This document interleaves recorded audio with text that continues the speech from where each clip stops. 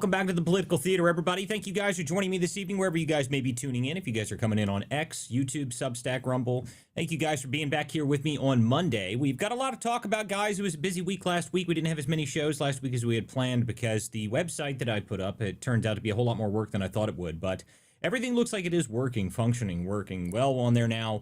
If you guys bought a field guide, those things should start to be ready to be going out in the next day or so. Sorry to anybody who bought them at the very beginning there. I know I said 72 hours. I thought I would be done with everything far faster than I was. But it looks like everything is actually working, so those will start going out tomorrow. And everything should be up and running on that. So if you guys haven't gone on the new website yet, go make sure you go check it out. The interactive map is running. The new version of it is up and running, and it is working. So all of that is functioning and doing very well now. But we got a lot to talk about today, guys, because over the weekend, last week we had a reasonably slow news week, but this weekend made up for it in spades, I'd say. I mean, we had Mexico descended into full cartel violence rapidly, and at this point now, I think it's in a full cartel war. There's very little you could say that it's not a full cartel war. It looks like the last update I saw was that the members of the CNJ cartel are now, or CJN, whatever the hell it is, they started attacking a municipal court building, so it looks like it is getting completely out of control. But we're going to continue on from just that because we got a lot more to go than that, because apparently Gavin Newsom cannot read. That's new. But, you know, pretty typical of Newsom, deciding that he wants to pander to his, I don't know, who he's pandering to this time. I guess he's trying to pander for the black vote by calling them retarded or something. I'm not really sure I understand his logic here, but that's what he's doing. So we'll go over that, and then we got a lot more to talk about, too, because there's the State of the Union coming up tomorrow, which I will actually be in attendance for, so I will be going to the State of the Union, guys. So I will not be on tomorrow night because I will be in D.C. attending that, so long as I don't get blocked out from the winter storm. Now, it looks like I'm probably okay, so I don't think I have much to worry about on that front, but we'll see, because the storm is pretty bad, and it looks like it might be coming in right after I leave, so I might get stuck there. I hope not, but we'll make sure we cover that, and I'll make sure I talk about the State of the Union. I think it's going to be a good day. I think it's going to be a good event. The consensus from everybody in the comments from earlier today is that I have to wear the blue suit with the American flag tie, so I think that's what's going to happen. But then we also have to talk about Tony Gonzalez and the insane scandal that has just spiraled out of control for that. And if those don't remember what that scandal was about, Tony Gonzalez's staffer apparently set herself on fire. And then, you know, more stuff has come out about that slowly since then. So that we'll go over that and a whole lot more. But before we do that, guys, make sure you guys share the space out, share the link out wherever you guys may be tuning in. If you guys are on Substack, make sure you guys follow the page, subscribe. Make sure you guys check out the new website. And if you guys have anything to say, you can always put it into the comment section below, because I do try and read the comments throughout the show. And I try to keep up with everything as we're here live. We'll be able to bring people up live onto the show. If you guys are listening on the other platforms, the only way you can join the show live to be able to chime in and talk yourself is you have to go to x.com, go to @WCDispatch, and join the live X space as it is being hosted currently, and you'll be able to chime in yourself. So the first thing we got to talk about is how insane the story in Mexico got over the weekend. I mean, Puerto Vallarta, or however you say it. I have no idea how you say it. I've never been there before. I don't really know why people go to Mexico for vacation. I have always considered it a terrible idea, but apparently people go to Mexico for vacation on a regular basis, which to me has always been insane. It is a complete, cartel-run nightmare. At any moment, there's, random violence, and there's so many things happening in Mexico that give you reason not to go there. But at the same time, right now, don't get away from the fact that you could probably get like 60 to 70% off on your next Cancun vacation. So maybe that's worth thinking about. I don't know. I think I'll skip it. But if you're really interested, you could probably get a really, really good deal right now on a really nice resort. But that also means you have to kind of arm yourself like Arnold Schwarzenegger or something just to be able to go down there. So just keep that in mind if you intend to go to Cancun or any of the other places down there in Mexico for your vacation needs. That you probably need to be well armed if you do so. Anyway, so we got more to talk about other than that, because I don't really know what else the updates are on that. So for those who missed it, though, El Menche, which is the leader of the Jalisco cartel, this one of these large cartels down there, was killed, and that's what set all this off. So he was killed by Mexican forces. There was a little bit of controversy at the beginning whether or not the United States was involved in that. From what I understand, the United States was not involved in that. Looks like they may have provided some intelligence for it, but that's nothing out of the norm. So they provided the intelligence, and the Mexican military was the one that carried out the strike and actually took the guy out. And as a result of that, now everything's just gone to hell in a handbasket in Mexico. So If you're down there, I know that there was American citizens. Actually, I've got a friend of mine who said he had friends in that in a resort in the same city that was going on in when it first started, when it first kicked off. So hopefully those people managed to get it out. I saw some report from the State Department, or someone posted some link from a website saying that there was United States citizens kidnapped. But I never actually saw verification of that, and I feel like we would have heard a little bit more of an update rather than just a random link within the State Department. If there was American citizens being held hostage or being kidnapped in Mexico, I feel like we would have heard more about that. Maybe somebody here has some updates. If you guys has any updates, feel free to put it down below or come up and tell me about it. But I don't know that currently. I can't confirm that there actually was kidnappings. But we can continue on. If it looks like, yes, Mexico is a hellhole and it's just descended into worse violence every single day. But that's no surprise in my eyes. So I'm really not that. It looks like someone who's coming here saying that it was not verified. So I haven't seen any verification of it either, guys. So by the way, what's up, Insider Wire? Thanks for joining the show, man.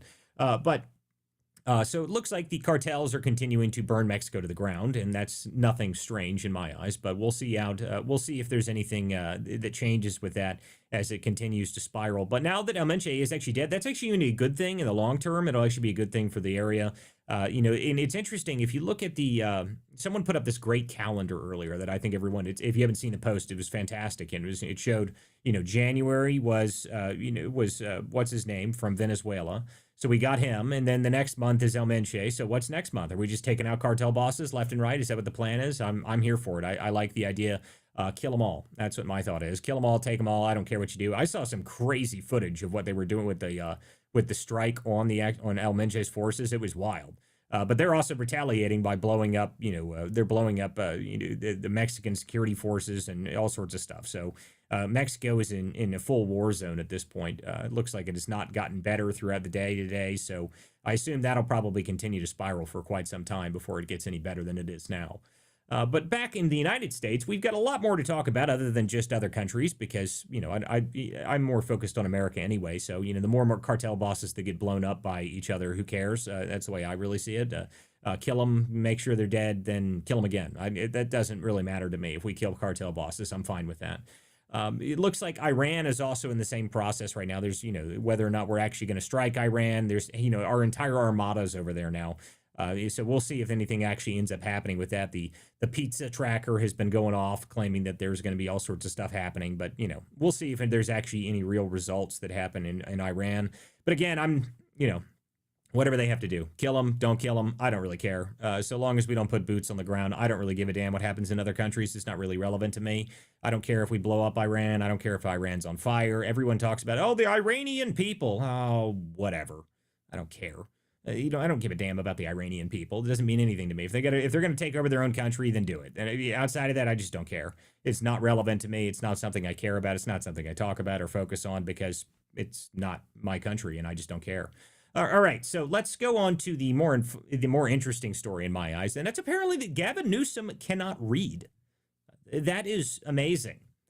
For those who missed it, Gavin Newsom was at some event. I don't know what the event was.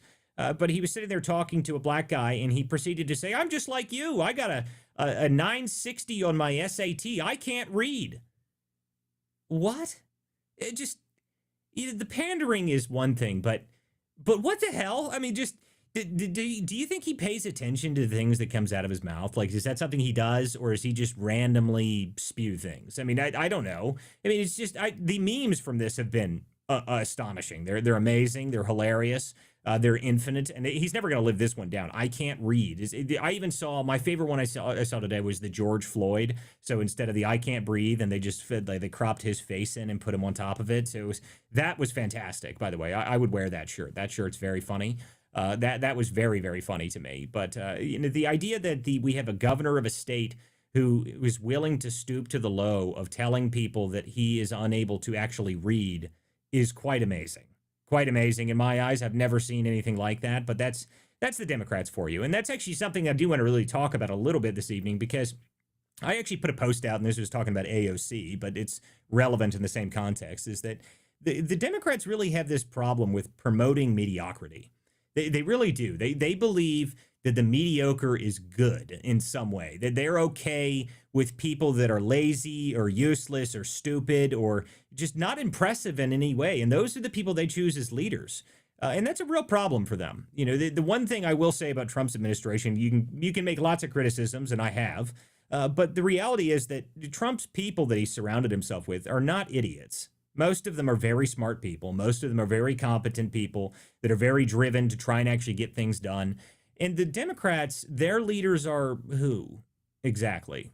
I mean, who is the most impressive Democrat? Can you really name one that you're like, oh yeah, he's something? I mean, really? I mean, that's the, like, if you really ask yourself, what is the most impressive person in the Democrat Party right now? Who do you think of? Because I can't even really think Gavin of one. Newsom and AOC. What now? Gavin Newsom and AOC, those are the two most impressive people that you would think of in that. Oh yeah, Gavin. It looks like I've got audio problems for the space, so let me make sure I fix that real quick. But yes, Gavin Newsom and AOC. But that's the problem, right? I mean, the issue is that Gavin Newsom and AOC are idiots. Those are the two morons. And let me get this fixed so you guys can actually hear it on the actual live show. Sorry there, Jordan. It looked like it was actually coming through. There we go. Now you should be able to talk and people should be able to hear you now. Gavin Newsom, AOC. Yeah, I mean, I think that's the only two people, but those aren't really impressive people. And that's kind of the point, right? I mean, that's kind of what my whole issue is with it, is that they have people that are extremely not impressive that are their leaders. And that's the people that they promote. And it's just the strangest thing in the world to me. But at the same time, they can't stand real success at all. And that's kind of what my problem is. I mean, if the Democrat Party is going to succeed, they have to be able to promote actual merit. And they do not do that. They haven't done that in a long time. I mean, you got to think about it. Obama was a community organizer. Obama hadn't run anything in his life. He hadn't actually led people or done anything. And he was their president. And, he's the one that they rant and rave about. I mean, even someone like Joe Biden, all he had done is be a senator and be in public life. It's not like he built anything. He didn't build businesses. He didn't do anything extremely impressive at all. I mean, this is the norm in the Democrat Party. The norm in the party is the unimpressive, the unintelligent are the ones that are in charge. And that is going to be a huge issue for them at some point. I mean, at some point, this is going to become crashing down on them, because if one side is promoting merit and the other side is promoting idiots, then it's just not going to work. It's just simply not going to work. Yeah, the Democrats just need a pretty face. I agree. That's kind of what they go for. But at the same time, you look at some of their leaders. I mean, Chuck Schumer. Ugh. I mean, the collective leads. I guess that's kind of true. The collective does lead in their eyes. That is just the problem, though. And the general problem with the Democrats is that's the kind of people they promote. They promote the lazy, the unimpressive, the boring. I mean, that's just what they do. I mean, they haven't really changed anything. This is the people that they've always promoted in the past 15 or so years. I can't think of a single person that has really moved forward in the Democrat Party that I look at, I'm like, wow, that's someone that I need to be worried about. They're an accomplished individual that is extremely competent. That is not who the Democrats put into power right now. I mean, Jasmine Crockett is going to be the Senate candidate in Texas, and they somehow think that that's a good idea. What? I mean, it's the same thing with Gavin Newsom. Gavin Newsom, what has he done that's impressive? Has he done anything impressive at all? I mean, I don't know what Gavin Newsom has done other than just be, I will never forget the problem I have with Gavin Newsom in the memory that I always have of him that sticks in my head is, you guys remember when the Palisades were burning? And at one point, there's this great photo that got put out. Fantastic photo that got put out. And it was Gavin Newsom standing there, staring at the flames in the distance, right? You can see the flames burning. LA is on fire. And he's standing there with his hands in his back pockets, looking like a dweeb. I mean, just, oh no, what do I do? The city's on fire and there's no water because we shut it off because of the smelt or something. I mean, that's the image that I have of Gavin Newsom. That's something that every time I think of him, that is what comes to mind. I can't think of another image that really defines who that guy is better than that. Just standing there completely deer in the headlights, clueless, as a city burns to the ground. And by the way, I was just in LA. They haven't fixed any of that. That's all still just as destroyed as pretty much the day after it happened. I mean, there's no real difference after the fire destroyed the whole area. It was one of the wealthiest areas in the entire country, and it still looks pretty much just like that. They haven't changed a thing. I mean, if you go there now, I was just there, and I've got somewhere on my timeline you could find it. You can see the update to it, and it doesn't look any different than it did, 1 week after the fires were finally stopped. After they actually managed to get people in there to stop the fires, that was it. I mean, there's no difference there. But that's the Democrat Party, though. Those are the people they put in charge. The people that are not impressive at all, that have no ability to do anything at all. This is just what they do. And at some point, that's going to become a huge problem for them until they get to the point where they can actually put real people in charge that are actually smart people, that are intelligent people. If all of those people are trying to get into the Republican positions, then they're in rough shape, and it's not going to work out for them. It's not going to work out for them. It's going to be a huge problem for them.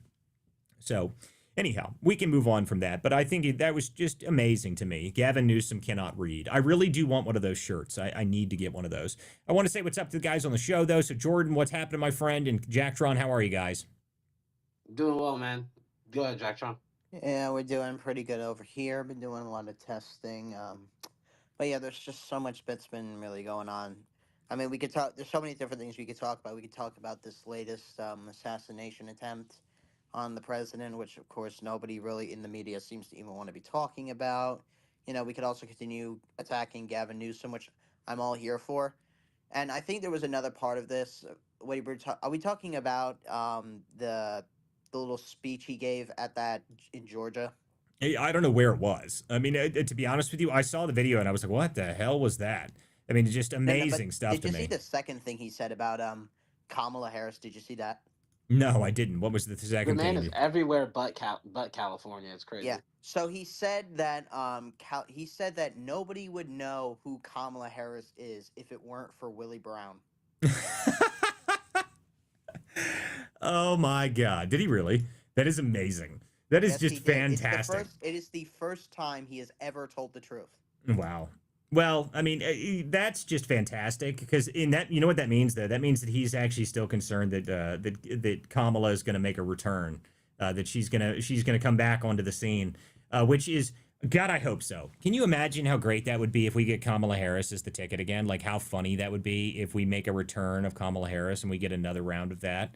I mean, to be honest with you, the memes would be funny, but I'm not really sure I can stand hearing her talk again. I mean, I've been very happy that we haven't. Can you imagine we had 4 years of that? How horrible that would have been. Oh my God. I cannot envision 4 years of listening to that cackling woman talk about Venn diagrams. I'm not sure I could have done it. But that's we really did dodge a serious bullet there. I mean, that's something that we don't really. I know people say there's problems in the Trump administration, sure, but you think about how bad it could have been, guys. Just remember that we really did dodge a serious bullet there. I mean, it's unbelievable if we had had that in charge. I mean, imagine there's so many things that are happening right now. Like the same thing. I said the same thing about when Biden was in charge. Anytime there was some major crisis that happened in the United States or it happened in other countries or in foreign policy or anything, I was always never like, oh, great, we've got the vegetable in charge. I mean, the best thing that Biden ever did, and I'll give him credit for this, was the photo that he took when he went to Ukraine and walked around in Kyiv. That actually did look good. Whether you admit it or not that it was a good thing or whether it was a good thing or not is not really relevant. The reality is that it actually did look good on the world stage. Outside of that, he didn't really do anything good. And, you got to imagine how much... What now? Was this the thing where he did that walk with Zelensky and there were those air raid sirens, even though there hadn't been those? Yeah. I mean, that's what I'm talking about. Regardless of whether you think that was whether it was actually effective or not, it still looked good. It looked good, and that does matter. Posturing does matter, so I'll give him one credit for that. But outside of that, pretty much everything else he did was a disaster.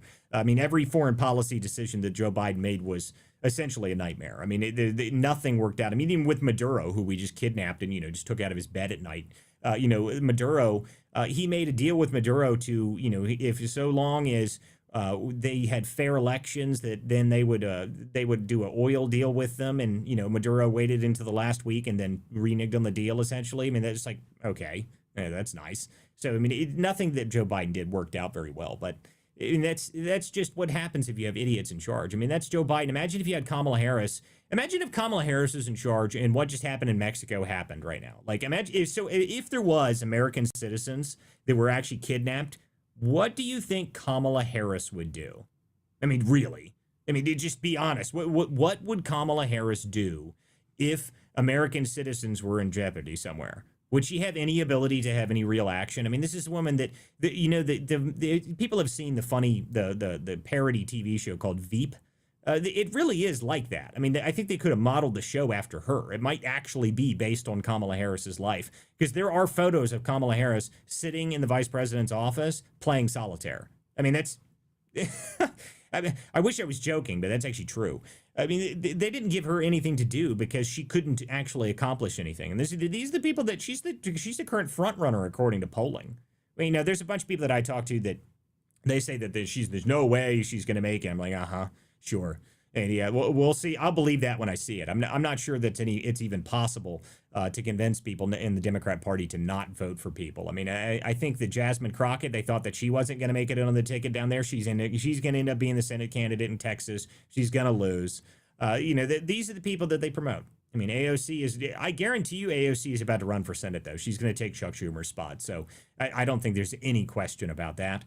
There was that great CNN interview that she did with Bernie Sanders. Oh my God, that was terrible. They asked the question, so are you going to run for Senate? And they both just started hysterically laughing like children. I mean, it was very uncomfortable. It was very uncomfortable to watch, but that's what they did. I mean, that was just, they're unable to respond because they were so uncomfortable with it. That was just the strangest thing in the world.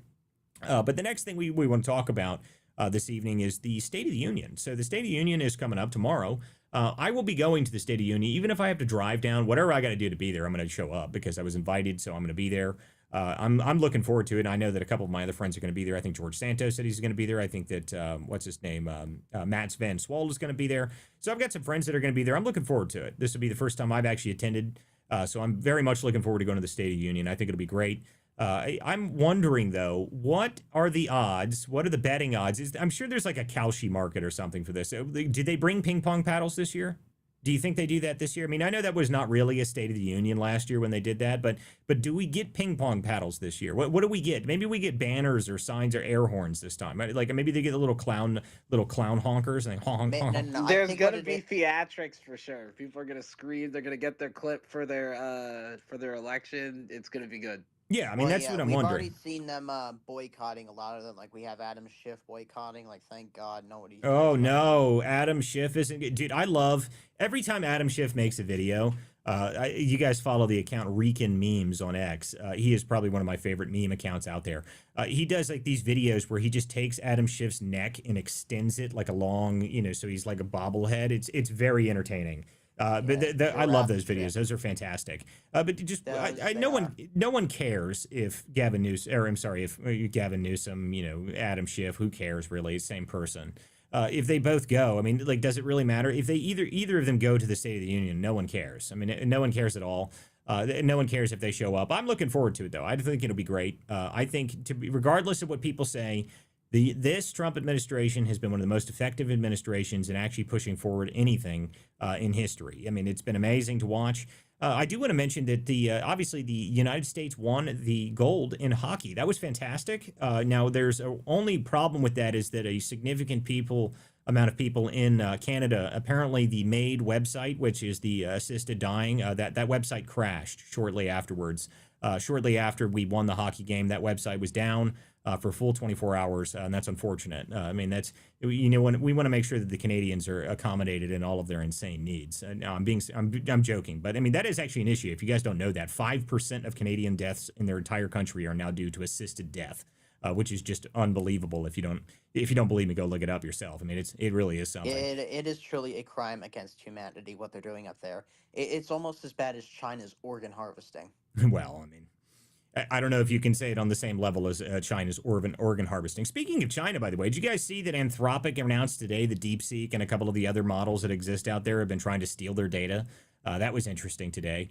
I did see that. Yeah, I saw that earlier. And I think, didn't they say like the it's down or something now? No, it's not down. I mean, I posted something showing that there was like if you go to Claude Code, it showed a little icon saying that their service was degraded or something right now. But I just thought it was interesting that Anthropic mentioned that.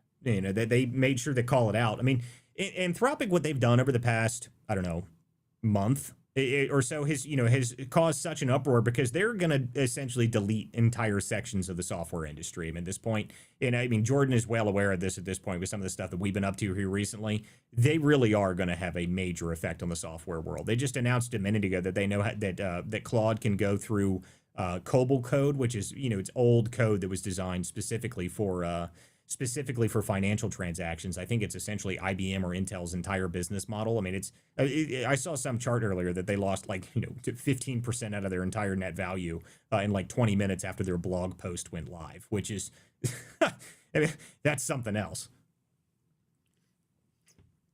But anyway, I just wanted to call that out because I thought that was interesting. To me, I'm not really sure why we allow other countries to access some of our, highest end technology anyway. If it was up to me, I would say that China, in fact, if you're just not in America, you can't use any of these new tools that we have. I mean, any of the code bots, any of those things that we have right now, I would just wholesale ban them from other countries. And I heard someone say to me earlier, they're like, well, it's really difficult to do that. I'm like, oh yeah? Well, try and load WeChat on your phone. See how well it works for you. Okay, that's the Chinese social media app. You can't even access it. Okay, the only way you can access WeChat is if somebody from China, from mainland China, scans a QR code on your phone, and then you can download it and actually get it to work. Outside of that, it won't work for you. You can't use it. So, I mean, I'm sure there's some people that can figure that out, but that's a very small amount of people that can use it. My point is that if we're going to have those systems and any of those, bots and everything, we should probably just make it so it's nearly impossible for anybody else outside of the United States to use. I mean, send them back to the Stone Ages because that's kind of what it is at this point. I mean, there's no reason that we should allow other countries to access such high-end technology. So that's my opinion on it. But I just thought it was interesting earlier that they posted that they are aware of people trying to steal their data and use their models to try and improve their own. So, if anything, I will say that the newer models of these code bots and all this stuff that they're using, these things are so powerful that I don't think anybody should use them outside of the United States. I don't think anybody should touch them. But we'll see what happens with that. I mean, it seems to me that the arms race for who can create the fastest and most powerful AI technology is only beginning. It's only been a few months of this new stuff that they've been releasing, and it's just a whole new world. So anyway, we can move on from just that, guys. But anyway, guys, if you want to come up and join the show, you're welcome to do so now. This is the Political Theater. If you guys haven't been here before, this is a weeknight show on 9 p.m. weeknights. We've been off the past couple days because we've been working on the new website. The new website is actually up and running and actually operating, and everything seems to be working. I haven't broke anything today, so it looks like everything's working on there. If you guys did order a field guide, I want to remind people that if you ordered one, that is actually about to start working now, so I'll actually be able to start sending those out. If you guys don't know what I'm talking about, I set it up so that if you wanted to buy something to help you learn how to do investigations in your own state, I wanted to give people access to something so that they could actually purchase something to do that. And it's not very expensive. It's like $25. You can buy a field guide and it'll teach you what to do in your own state. It gives you best practices and it gives you a bunch of targets based on the Medicaid list and the fraud list that I actually have set up on there. So that is something that is live currently. There's a bunch of people that have already bought them. Those guys that did buy them, those will start going out here pretty soon. So by the way, if you're a subscriber on X or on Substack, you get one for free. So it's one per state. So if you're interested in it and you subscribe on X, you can get access to that, or subscribe on Substack, you can get access to one of those. But I just wanted to remind people that those are going to be going out here very soon. So anyway, guys, if you want to come up here and join the show, you're more than welcome to do so. We do have other news we can talk about this evening. Because it looks like we can go through some of the other interesting things. It looks like there's more narco terrorists that are being killed across the world right now. Looks like there's another 3 narco terrorists that have been taken and suspected. There's 3 of them killed in the Caribbean. That was only a few hours ago. So it looks like the war on drugs has reached a new peak. We're not just doing the DEA style war on drugs anymore. We're blowing up cartel leaders and killing them all over the place, which I think is just fantastic. I think that's fantastic. I think we just need to keep doing that. Blow more of those boats up. Now, of course, Rand Paul and Massey are very upset about us killing these people, but I don't really care what they think. So, like in my eyes, just kill more of them. Go ahead, Jack John. I can't wait till Massey is gone. I just hate him so. I hate him so much. He's such a fraud. Did you see that post he put out when Prince Andrew was arrested? He just said, "You're welcome." Sure. Whatever, dude. Yeah, I mean, Massey is something else. I've never been a fan, to be honest with you. I've never really enjoyed the guy. I know a lot of people like this guy. We need to do an interview with his primary opponent. We got to do that. That would be good. I mean, if the guy wants to come on the show, I'm more than happy to talk to him. I'm actually interested, I've been so focused on other things, I haven't been able to focus much on Massey recently. I don't really pay a whole lot of attention to the guy. I think he's a lot bigger in his own mind than he actually is. In my eyes, I don't really think it's really that big of a deal when Massey talks about it. He's one member in Congress. It's kind of like Marjorie Taylor Greene. Everyone's, oh my goodness, Marjorie Taylor Greene, the greatest thing ever. And like, I don't know. I just don't care. I mean, it's just, you're not bigger than the program, sweetheart. I just don't care. You're a congresswoman in Georgia. Whoopee. I mean, there's a bunch of congressmen and a bunch of congresswomen, and you're just one of them. So that's the way I look at it. But as we get into the primary season, it should be interesting to see if how Massey's opponent does against him. I saw polling that did not look good for Massey at all. I don't think that without the support of the president and with actually a primary opponent that actually might be able to challenge him, I think he's maybe in real trouble. So we'll see. We'll see. But we'll actually follow that as we get closer to primary season. I do want to talk briefly about the fact that Abigail Spanberger, is going to be the rebuttal person for the State of the Union. Now, nobody really watches those. Someone informed me that, oh, yes, I watch them. I'm like, you're like one of, I've never met a single person that can name. Like, can either of you in the show, Jordan? Oh, Jared? Yeah, Jared was the only person I've ever heard say that. I knew it. But that's the only person. But he only does that because he likes Spanberger, and that's the only reason he's saying it. But seriously, though, does anybody have any idea who gave the rebuttal to Trump's his first term, very first State of the Union address? I'm sure. I mean, apparently there's always one of these things. It was Elisa Slotkin. No. That was this year. That was this year. That was this term. And that wasn't even a State of the Union. That was just his joint address. And that was apparently, she did that. And I only learned that after I looked it up. I didn't actually watch it. No one actually watched it. But my point is, can anybody, without looking it up, can you name who gave the rebuttal in Trump's first State of the Union address? Does anybody have any idea? I have no clue. I mean, same thing with Biden. I don't know who gave that either. I mean, does anyone have any idea? This is apparently a tradition. The only one I remember was the Katie Britt one, and because that one just made no sense. It was endlessly mocked.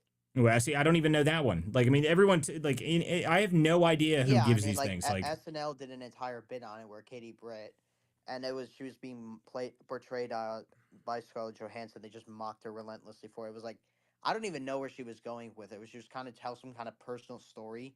I'm like, what does that have to do with what he said? Well, I don't know. I never watched it. I never even heard about it. I have no idea. I don't pay any attention to that, and most people don't. But this year, apparently, it's a big deal because Spanberger, the spam herself, is going to give the rebuttal. And oh, my goodness. I'm sure that's going to be wonderful. I mean, I'm not going to watch it, so I won't care, but I'm sure I'll hear about it. And I'm sure I'll get to hear all about it from all of the Democrats who have decided that the true embodiment of Karen is the person that that's what Spanberger is. I mean, she is the definition of the awful, which is the affluent liberal white women. I mean, that's what we're getting here. So we're going to get the embodiment of that. Will be giving the rebuttal speech to Trump. So I'm sure it'll be just as condescending and terrible as everybody imagines it will be. And we'll have to hear about it for weeks because the media will claim that it is the greatest rebuttal that has ever rebutted, that this woman has broken the glass ceiling with all rebuttals, even though the previous person who gave the rebuttal to President Trump was a woman. This time it'll be better somehow. So apparently Spanberger is the all, be all end all. That she's going to be the presidential candidate in 2028. Who knows? I mean, I said it when Spanberger was running for office, and anybody who listens to this show or listens to me or has paid any attention to me knows that I was one of the loudest voices against Spanberger because I said very clearly that what they were going to do with her is she was going to be the Virginia Southern resistance to Trump in Richmond. Okay, they were going to set up camp. The deep state was going to set up camp in Richmond. They were going to move all the people that they need to Richmond to be able to oppose Trump. That way she's now in control of all of the state agencies that are in Virginia, tons of the state agencies, the federal agencies, all of those people live in Virginia. So now she's going to be the leader of that resistance. The deep state embodiment of the spam is now leading the resistance from Richmond instead of being in DC. So I said it when it happened and everyone ignored me and said that, oh my goodness, we need to worry about Winsome Sears. She was a terrible candidate. I was like, no, she wasn't. Okay. I mean, what happened there was that the party decided that they didn't want to support her. And that is a stupid mistake on the Republicans' part in Virginia. That was very dumb. I mean, you just left the Youngkin administration. Youngkin was a very popular governor. I mean, if there was able to do 2 terms, if Youngkin was able to do 2 terms, he would have won that easily. I mean, he would have easily been able to win a second term. Youngkin was very popular. He even ended with positive approval ratings. I mean, there's no reason that he wouldn't have won again, but because we decided that we didn't want to be able to support his his lieutenant governor, the woman that worked with him hand in hand the entire way through, we decided we didn't want to do that. So now you got Spamberger, and now she's the end all be all, the most amazing spam that's ever spammed, and is now going to be the voice of the Democrat Party, which is just a great embodiment of the Democrat Party. A shrill, obnoxious white woman that's just going to tell everybody how horrible and racist they are, which is just amazing. I mean, I guess that's really what they are now. I mean, that's pretty typical in the Democrat Party. So I guess I'm not that surprised. Maybe that's just they're finally showing who they are. I mean, I just find it so funny that the woman that became governor she became governor by beating a black woman, and essentially was their entire campaign was based on how lazy and terrible, and how much Winsome Sears, she speaks too much, and she tells people I'm speaking now. It was, oh my God, it's just amazing to me. It's the Democrat Party. I mean, it's just who they are. It really is something else. I mean, it's the same thing with Newsom. I mean, Newsom does the same sort of action. It's the same thing. I can't read. It's, well, what are you doing? You're pandering to black people by calling them retarded. I guess that's what that is. I mean, it's just incredible stuff, people. Incredible stuff from the Democrats. I don't know what to say. It's just sad that people actually believe this stuff. It's really incredible. Like Bongino actually said it the right way. It's the Apple News effect, because Apple News only shows you left-wing news sources. Yeah, on your well, feed. I had Apple News, and the problem with Apple News for a while is, I used it. I mean, it took me about a month of using it to actually get it to work. You have to delete like, I don't know, 1,000 things for it to be useful, though. I mean, you have to block like a million websites. I mean, and if you don't, all you get fed all day long, and it's not just like left-wing crap. Like, it's not just that. It's also useless garbage. Like, here's some curtains for your house. Like, isn't this a news thing? Like, I mean, I don't understand. Like let's talk about the type of curtain that you can hang in this area. Like, I mean, what the hell? I mean, and there's like food suggestions too. I mean, it's not a very useful system. I mean, I don't think it's useful at all. I mean, if I was to design my own, which I now have, I mean, I don't have those problems. I mean, apparently that's all that Apple News gives you is useless information, and then 25 versions of raw story is what shows up on your Apple News feed if you have it. I mean, that's pretty much it. I mean, it's all the same thing. It's Trump bad, Trump orange, Trump super bad and orange, and then you want to change your curtains in your office. This is the correct couch that you need. I mean, it's what? I mean, it's completely useless. I don't know why people pay for it. I mean, the only reason I had it for a period of time was it actually was the fact that you could get the Wall Street Journal. You could get the Wall Street Journal for $10 a month, and a normal subscription to the Wall Street Journal is like $20-something a month. And that's the only reason I had it. But then Wall Street Journal turned out that, I had a Wall Street Journal subscription for years, but then they just turned out to be another fake newspaper. I mean, it didn't make any sense to me when they turned out to be another fake newspaper and publishing like almost identical stuff to the New York Times. I was like, well, what the hell's the purpose of this? Like, I don't need two fake newspapers. I've already got one. So what's the purpose of having two? I mean, the New York Times, at least it has a better app. It's easier to read. So what the hell's the purpose of having two of those? I mean, so I got rid of the Wall Street Journal because, I mean, like I said, I don't need two fake newspapers. I've already got one fake one. So I don't need to be subscribed to double of that. So I got rid of the Wall Street Journal. So now I don't actually do that. So, that's so anyway, but Apple News, I don't know how they actually managed to get anybody to buy that. I mean, it's terrible. There's nothing useful on it at all. I mean, you can open X for free and get better news than that thing does. And anybody who claims that you can't get actual news from X, I don't know what you're doing wrong. I mean, X is the source of news in the country. It's the easiest way to read news. It is the fastest way to read news. Anything you want to do for news is on X. So you don't have any need for Apple News. And you especially don't need to pay them $10 a month for them to tell you the type of curtains to put in your office. I mean, it's retarded. So in terms of it being the Apple News effect, I guess, but I don't know why anybody actually uses Apple News for anything. I mean, it's completely unusable system in my eyes, unless you spend like a month deleting all of the crap that it tries to send you. And unless you're really interested in what kind of meatballs you eat in your office that you got to match your green curtains, I just don't think it really matters. Anyway. All right, guys, make sure you guys share the space out. If you guys are live here on the X Space, make sure you guys share it out. And everyone knows that we are live. There's I don't know how many people are in here now. I can't ever tell because the X Space never works properly for me. But make sure you guys share the space out. Jared, you came up on the show, and I'm going to be in D.C. tomorrow and come hell or high water. So I don't care what the storm does. I'm going to be there, and I hear that you are going to be there as well. So I'm looking forward to seeing you, buddy.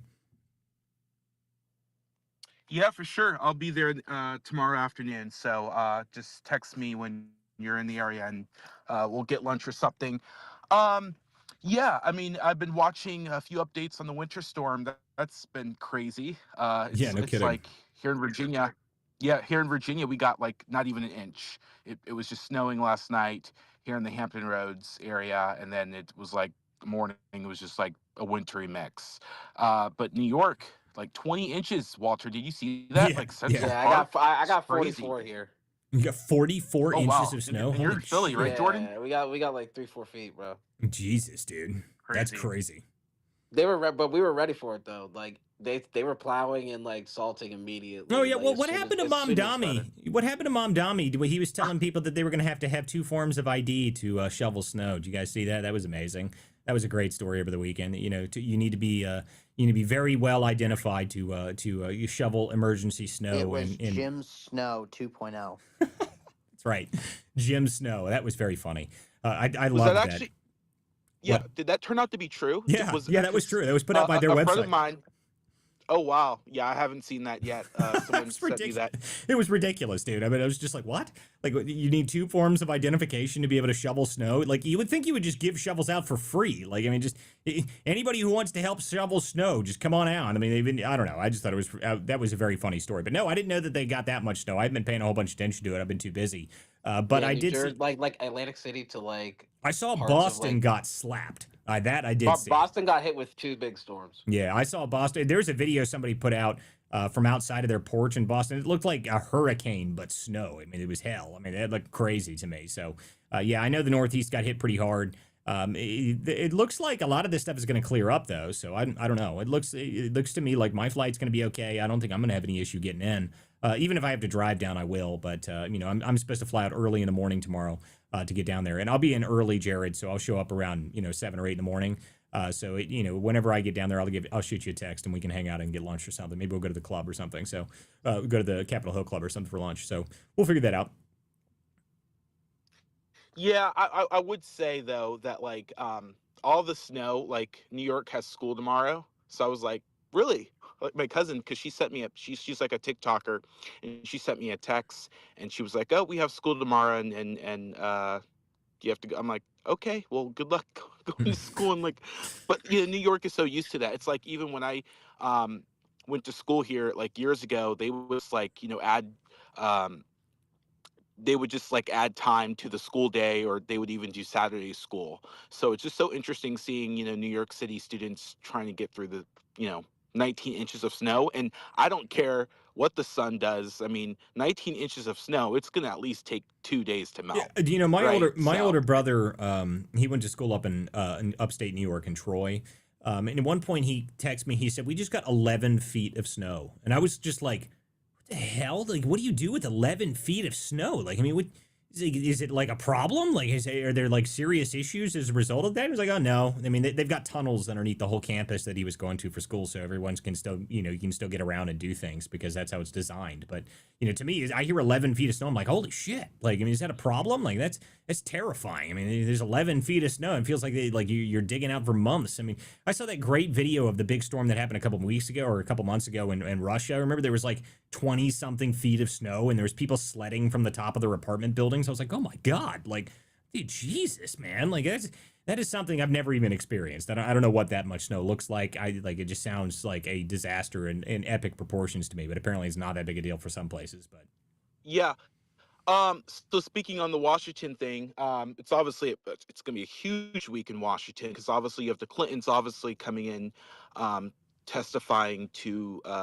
I think is it a public meeting or is it behind closed doors? that I'm not sure. Did Can they someone actually? confirm? I cannot Yeah, confirm. it's Like, confirmed. it's public now, so they did confirm it's public. Well, it's confirmed that they're coming. No, So I know Bill they're and coming Hillary. in. I know they're coming in for it. I just don't know if they actually made it a public hearing or not. I'm not sure. I would have to check that right after. I think I think Bill is his deposition or whatever you want to call it. It's the 26th, and then I think Hillary's the day after.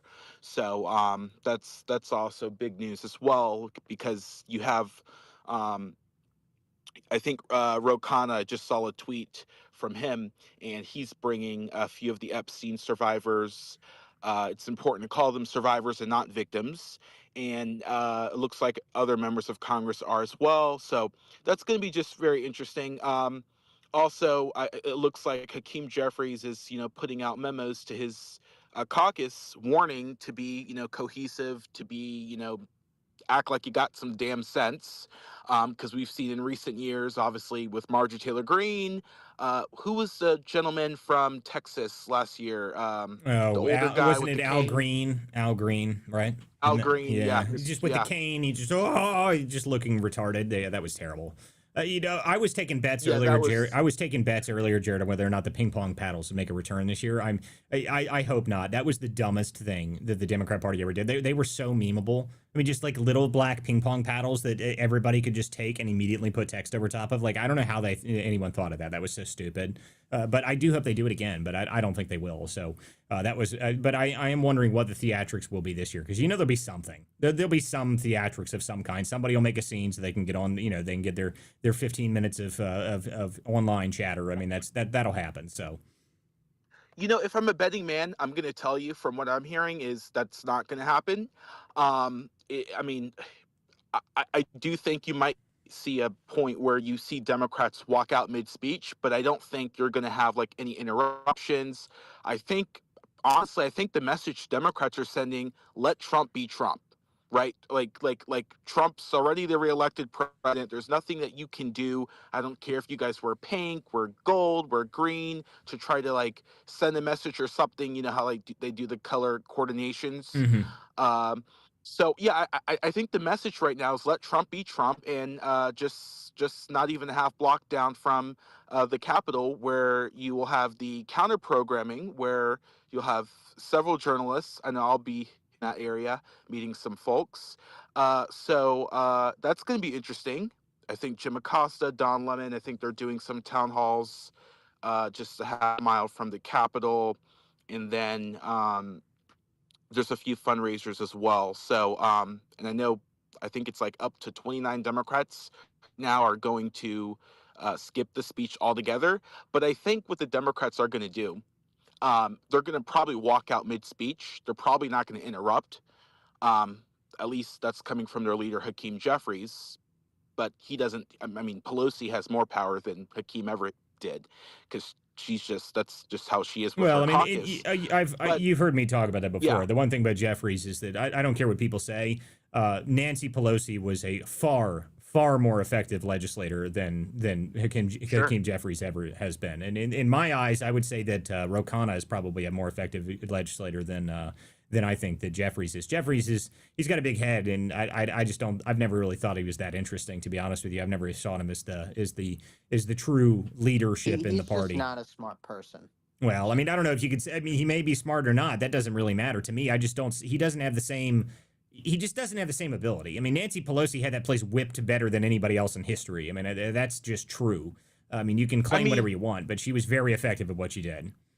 No, absolutely, and I think Republicans tell that, like, people always like, oh, say whatever you want about Nancy Pelosi, right? I mean, she could get her caucus on one message or the other, whether she has to fight them literally, or I mean, send them to her speaker office and get them all straight. Nancy Pelosi has gotten so much done. She obviously, I mean, she's famous for impeaching the sitting president twice in just one term. So we'll see where all of this goes. But I don't think if I'm a betting man, which I'm not, Walter, I think you're going to see constant interruptions. I don't think you might not even get one interruption. If you do see interruptions, it's probably going to be from Epstein survivors, or obviously members of Congress. I think the lower chamber, they can bring up to 2 people, and then Senate, the higher chamber, they can bring up to like think 4 each, something like that. They Yeah. do switch it every couple of years. So yeah. Well, I'm looking So forward to it yeah, regardless. looking forward to seeing you there. Yeah, I'm looking forward Yeah. to it anyway. So, I'm looking forward to it. I don't think it'd be a good event anyway. But overall, I'm not. I expect some sort of theatrics, but overall, to me, it's I'm excited to go. I think it'll be fun. I think it'll be a good day. I'm not expecting it to be that crazy. I mean, I just expect there'll be somebody that tries to get their clicks because everybody wants to get their clicks. So I'm sure there'll be something stupid, but we'll see. Let's see here. We got a new person up here on the stage. What is up, Tron? You've never been on the show before. How are you? Well, I've been doing pretty good. It's we're dealing with the cold and the snow. Y'all were talking about snow earlier. Um, excuse me. I kind of agree a little bit with Jared. Like, I don't know exactly what the Democrats are going to do. Sure, maybe they might hold up signs. A little silent protest, but with the signs. I don't know why the Epstein's survivors would protest, considering Trump won't want to talk about that during his speech. If he does talk about it, I'd be surely surprised. But Jared, I noticed you missed something when you were detailing what could go on about this week, and I want to add that when we got the tariffs decision from the Supreme Court on Friday, um, Friday was the first day of a 3-day scheduled opinion day period, and day 2 is tomorrow, and day 3 is on Wednesday.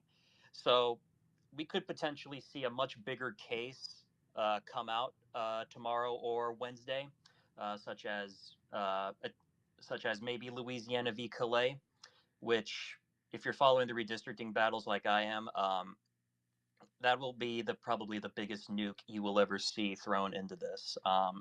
It would take me a long time to explain, so I'll keep it short. Well, so I can explain it so people understand what it is. This is the Yes. redistricting. This is the Voting Rights Act case that's been coming forward. There's a bunch of big things that have been coming through the courts right now, and we're getting very close to the point where they're going to start announcing a lot of this stuff. So I actually thought that would probably get pushed out even further, but it looks like, I mean, it's possible to release it now, but we'll see.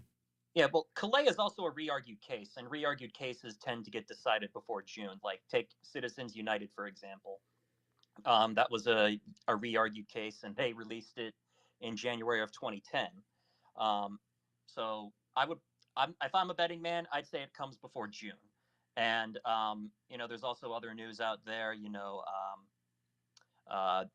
What happened in Utah. I thought we were going to get a ruling in the New York redistricting case tonight, but maybe they're holding it for Calais. Maybe they might release Calais tomorrow and then decide New York then. But one thing I always tell people is do not ever predict the Supreme Court, because you're going to get the opposite of your prediction every time. And I learned that hard in the Allen v. Milligan case. Right. Well, I mean, knowing where the court goes is not always easy, but I mean, I will say listening to the oral arguments is usually a pretty good indicator. The oral arguments that they gave for the tariff stuff, it made sense that they were going to try and get rid of the tariff stuff. Now, of course, Trump moved forward with using tariffs under different sections, so it didn't really do a whole lot. I would also caution, when you're listening to oral arguments, they're not always as predictive as they normally are. Like, if you were to listen to Allen v. Milligan's oral arguments, you would think they would have, struck down the Voting Rights Act then, but they didn't do that. And one more thing, I might go to the Capitol tomorrow for the State of the Union. Of course, I wouldn't know where to go, so who knows, Jared? You might discover the true identity of Tron. Yeah. You live in Virginia still, right? Yeah, Fairfax County, man. My whole life, except for 2 years. I think so Spanberger, she's going to be. So I was actually invited just like in the last hour. There's actually going to be a ceremony outside of the governor's mansion in Richmond for Spanberger, because she's going to be giving the rebuttal speech shortly after Trump finishes speaking. So that's going to be very interesting as well. Yeah, I brought up the rebuttal earlier, Jared, because I was laughing because you were the only person I've ever met that's like, oh, yeah, I know the rebuttals. And I'm like, oh, yeah.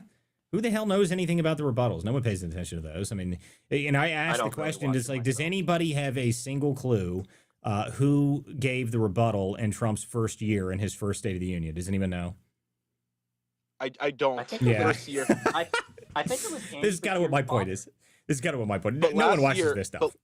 Last year, it was Senator Katie Britt.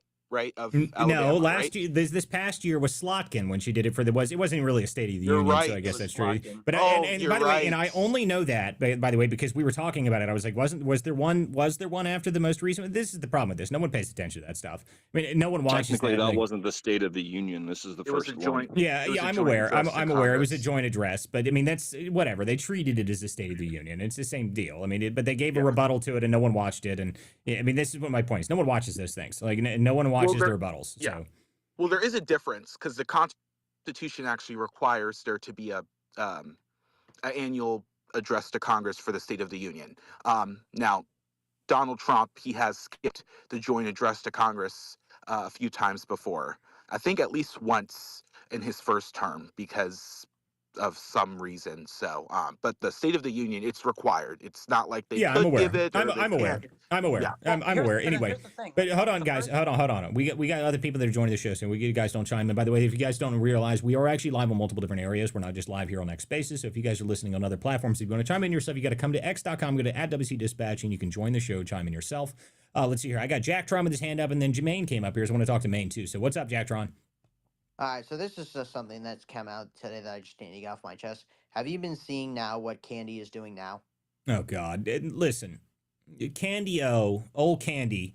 I don't know what the YouTube Oprah is up to now, but I really don't pay much attention to her. Like I really don't. She has I decided really that don't. she's going to start an investigative series into Erica Kirk called Bride of Charlie. Holy God! What like? Was this like so she gonna start selling like shirts and hats with Charlie's face on it and like old pictures of her and like I mean what are we doing here? Like this woman she stoops to new lows on a regular basis and I can't stand her. So I don't really can't pay any stand it attention to either. this And what I woman for that can't very stand reason. even more is the fact that people still continue to defend her. Like, how are you so stupid that you can't see that this is nothing but a grift? Well, listen to me. Listen, people. There's when she started talking about the fact she was having nocturnal visions of beekeepers and shit. I was like, what the hell are they? This is the dumbest thing ever. Like, it's just not worth paying attention to. I stopped paying attention. I forgot she existed up until like a week or two ago when she was just like, Erica Kirk needs to be imprisoned. I'm like, oh my God, here we go again. Like that was the last thing I even sort of paid attention to the woman for. Like she's an idiot. And I tell everybody that the reality is that she is not doing anything other than just doing full on daytime television. Like she's not really doing anything. She takes random suggestions and random things from, essentially like, anonymous emails and then reads them in a convincing tone. And that's her whole show. And it's like, oh yeah, I've got this source. I'm gonna read this source. I'll read how convincing is this email. That's it. Like that's the whole show. And they all you have to do is have a very large tip line. Like there's something that people send you all sorts of emails, and then you read through them, and you're like, oh, that's good. Oh yeah, write that up. Like get that on the screen. Like I mean, it's so dumb, dude. Yeah, I can't remember do when it. she doxed her own lawyer? Yes, yeah, she read for 20 minutes. She talked about a specific address, and it was her own attorney's office. I'm like, oh my God, all right, like enough. Like I can't do it. I don't pay any attention to Candy. Candy's a moron. Like I mean, she's just stupid. It's just not worth paying attention to. If you like watching streaming version of Temu Oprah, go right ahead, people. But I'm not interested. It's just not for me. Temu Oprah, that's good. That's good. I mean, it's just really what it is. And what's up, Maine? How are you doing, man? It's going on. Jordan, Walter, Jared. I see stress down there.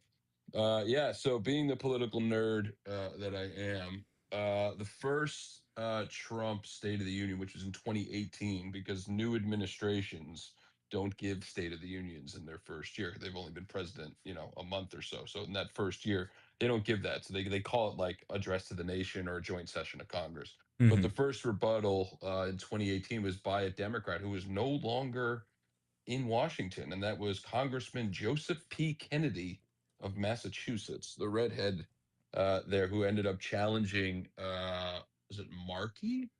It was Markey. And it was Markey, yeah, in the Senate primary.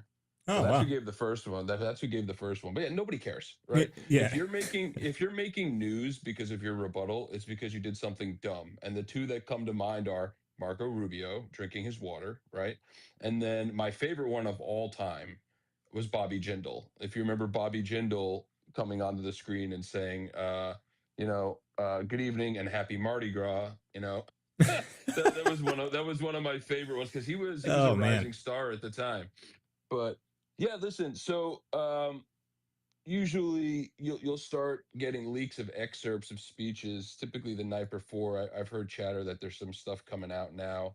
I haven't tweeted anything about it because I'm trying to verify what I'm hearing. But listen, the speech it'll be long. It'll be he'll go off script as Trump is prone to do. I can tell you there is no organized or planned protest movement inside the Senate. I haven't heard anything about that being organized. There is, however, and I know we've chatted about it in GCs over the last week. There is an alternate event in the House chamber being organized for folks that aren't going to the speech. I was invited to that. I am not going. Thank you to Snowpocalypse. But yeah, I don't expect to see any kind of organized thing. You may have your typical rabble rousers, your Al Greens of the world. Yeah, I mean, That'll do there'll be some somebody crazy that goes shit, for but nothing clicks. organized. There'll be Yeah. somebody that goes for their clicks, and that'll probably Sure. be it. I mean, there's always at least one or two of those, but that's just because it's the State of the That's Union. about They it. get it. We don't need to, right? Dems really right now don't really need to. There's nothing that needs to happen. It's been a rough week for the president. He's obviously a little pissy. I don't know if you saw his tweet in the last hour. He just said that Gavin Newsom dropped out of the presidential race. Well, I mean, Uh, what did you see? What did you? What? I mean, to be honest with you, did you see that, dude? Like, I know you're not some giant Gavin fan either. I'm not a Gavin I guy, know no. you're not, and to be honest with you, how does he recover from I can't read? I mean, the memes Oh, alone. it's for It's, the memes they're will be so terrible. good. They're Yeah. so funny, dude. I mean, some of these things have been Yeah. so. The worst one was obviously, and I said this earlier, but I'll say it again for those who knew it would come on the show now. The shirt, which was George Floyd, and it's his face and it says I can't read, and I was just dying. I mean, it's just too much for me. Like Yeah. like the funniest memes I've ever seen have come out of this. I mean, it's just this guy is so bad at pandering, and this is what he wanted to do. So Yeah, Not he's to he's, mention, he's a corporate he's a shill, right? That's who Gavin is. He's your typical neoliberal corporatist establishment Democrat. That's who Gavin is. He's not some radical hardcore leftist communist, far left guy. That's not who he is. He's a Wall Street clean suit, slick back hair neoliberal. That's just who he is. So yeah, he's got what I call the Hillary Clinton problem, which is he doesn't have the retail politician skills that Barack Obama had, that Bill Clinton had, that George W. Bush had, right? Like that, it's what the voters call, I want to drink a beer with that guy. mhm. Yeah, you don't He want tries to to really, have it. but it's not natural, Yeah, right? it's That's the it's thing. it's It's it's not very natural. unnatural. I mean, the weirdest thing with Gavin is just watching him talk. He can barely. He doesn't know what to do with his hands 90% of the time. He's always doing some weird hand motion or maracas, or he doesn't have it. He doesn't have any real charisma, and that's just obvious. Now, I also know that his political IQ, when it comes to media relations and strategy, is there, especially when it comes to national politics. Forgetting California state politics for a second, because I could go on about the shithole that is California for a long time. Um, but he also knows that regardless of what the polls say, 2 years out, he is not the front runner for the nomination. Right, the favorites at this point, whether it's a Democrat or Republican, this far out, whoever's polling ahead in the primary polls is never the nominee. Right. Ever. It never happens, right? So he knows that he's going to have to do a lot of work, but at the same time, and conversely, the missteps 2 years out, nobody cares, right? In the short term, especially nowadays, when you're in an administration that makes news every 15 minutes, or a Democrat does something dumb, or they try to organize something to push something, we'll be on to something else. And don't get me wrong, Gavin will do something dumb between now and 20 Democratic primary time, and I hope he does, because I don't want him to be my party's nominee. But yeah, I saw what he said. I was cringe to me. I found it interesting that he was even in that situation to begin with. So I've been texting around all day trying to get the backstory of the event, how he got it on the schedule and everything else. But the one thing about Gavin is he does what Ro Khanna does, which is he'll go on any podcast. Doesn't matter. He was on Charlie's podcast, or Charlie Yep. was on his podcast. Like he'll go and he'll talk to anybody, which I give him a ton of credit for. It's just a matter how full of shit he is in the interview, right? And how it's perceived to be that way. But he'll do his work, and he'll come back from it. It's just a matter of whether, come primary time, if it sticks onto him. Yeah. Maine, I do want to ask you, who do you want to be your party's nominee? That is the quintessential question for you to ask. Listen, so I have a list, right? Because I'm not going to say who I'm for sure backing in 2026 when we come to, when we're 2 years out.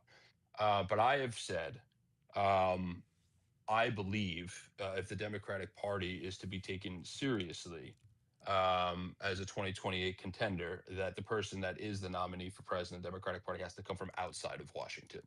So I think that's somebody that's either a governor, state representative, something like that, not out of the Senate, not out of Congress, ideally somebody from a small state, a purple state, or a red state. So that kind of narrows it down. I like Andy Bashir from Kentucky a lot. I think he has a lot to offer. I'd like to hear some more out of him.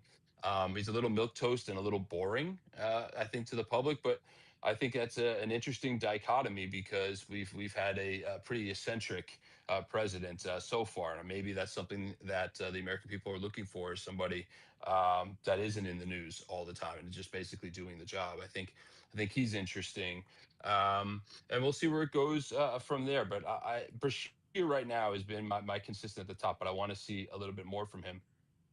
I think And then I think Wes Moore is interesting, but Wes Moore has repeatedly said that he's not interested in running. So there's that. But to actually contradict myself a little bit, I think there's one dark horse that nobody's talking about, and that's John Ossoff, the senator from Georgia. And I think he's interesting simply because obviously Georgia, not a Democratic state, purple on its best day, deep red on its worst. Just talking in Democratic Party terms. He's 38. He's a millennial. He's going to run for reelection right now. He's going to win reelection. I think that's a foregone conclusion. It's just a matter of how big that gap is going to be. And coming from that state, I think that's very interesting. He's America's first millennial senator. He is not a hardcore leftist. He's pro-Israel. So it's he's an interesting person. I would look for him and see what he does over the next few years, because that's the Obama model: is you get elected to one term, you start working on your second, and you run for president. Sounds like a winning formula, but we'll see. It's too far out, but those are just a few names. Yeah, we'll Hey, see. did you guys say that there weren't senators? Because there are several senators that are going to be skipping the address. Was that what you were saying, Maine? Because sorry, I was turning my radio down. No, So, no, No, we were I'm talking. saying it's not Yeah. organized. It's not like a giant organized protest, right? Like Schumer and Jeffries didn't have like a meeting, and we're not organizing a party-wide, caucus-wide, minority party walkout. That's not happening. Oh, it Now, wouldn't surprise me. yeah, Yeah, I'm telling you, it's not happening. Well, anyway, Jordan- so we Jordan's can gaming. continue talking here. So hold on a minute here. So it sounds to me like, I mean, Ossoff is actually someone that is worth paying attention to. I haven't looked at his most recent polling to see how he's doing against Collins, because I think Collins is going to end up being that nominee down there. So I'll have to look and see what the current state of that race is. But in terms of people that I think are going to be nominee, hopefully you guys don't end up with. I mean, I agree with Maine, though. I don't think that Kamala Harris is going to end up being the front runner. I mean, like the reality is that nobody wants Kamala Harris. Okay, I mean, the donors don't want Kamala Harris. Nobody likes Kamala Harris. She was this. Everyone forgets that she got this push to be the run for president, but she was literally the first person to drop out of the primary in the Democrat when she was running for president herself. When she went to run, like she was the first one out. So I really don't think she has any shot whatsoever to win the primary. But that doesn't mean she won't try, which would just be hilarious to watch. So we'll get at least a little bit of memes out of that. Yeah, I mean, yeah. So I don't speak for all Democrats, but I do know a lot of people, though. And I think there was something last week that came out from Polymarket saying that Kamala Harris' chances of running for re-election or putting her hat in the ring is like a 68% chance. So listen, I mean, she might try, but I just think it would just not go well for her. I'll say this. I'll say that. that. Yeah, I think it's a question on if she will. Now, if she decides to run for president in 2028, I think the Democrat, I mean, obviously there's going to be a primary, there's going to be, there always is, but I think the Democrat Party would come home to her. I do think, now whether she wins in a hypothetical, match with Marco Rubio, obviously I don't know about that, but if Kamala Harris chooses to run, I think the Democrat Party, for the vast majority, would support her times 10 for sure. Yeah, Man, I hope disagree. so. Let's go, I baby. disagree. I've got I the disagree. I've got the signs already. I want the Pete Buttigieg and Nah. Kamala Harris ticket, the only ticket in America Yeah. that no straight man will vote for. Let's No, see so where we get I that. don't believe that to be true, Jared. I don't. But I will say this: I can tell you again, Democratic Party inside baseball, the donors would not be behind her. They will go ahead and fund other candidates. Now, a name I haven't mentioned here, because he doesn't fit the model of somebody coming outside of Washington to run for president, is somebody who has been a benefactor of what I like to call the Streisand effect, and that's Senator Mark Kelly of Arizona. He's the top fundraiser for the Democratic Party right now. Nobody in the Democratic Party raises more money than Mark Kelly. He's very interesting. Obviously, comes from a red/purple state, depending on how you look at Arizona. Um, Watch Mark Kelly to see what he does. He was on the short list for Harris in 2024. He was my pick. If I was advising Kamala Harris and I was not advising the campaign in 24, he would have been my pick for her. Sure. He's a big deal. So watch him. And then another name that nobody ever talks about, and I don't understand why. Maybe it's because it's New Jersey.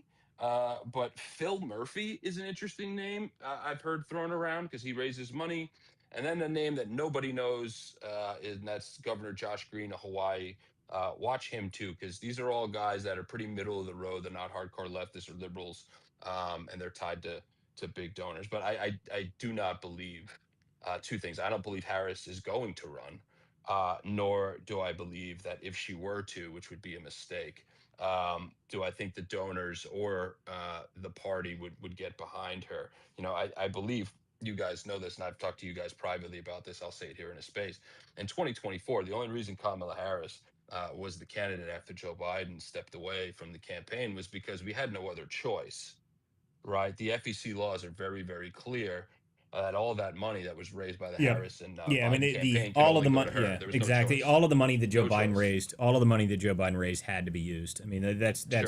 that's exactly that's the real truth behind it. I mean, let Yeah. alone the fact that Joe Biden, essentially the reason that they moved him out of it is because the losses in the House and the Senate probably would have been even further than they did.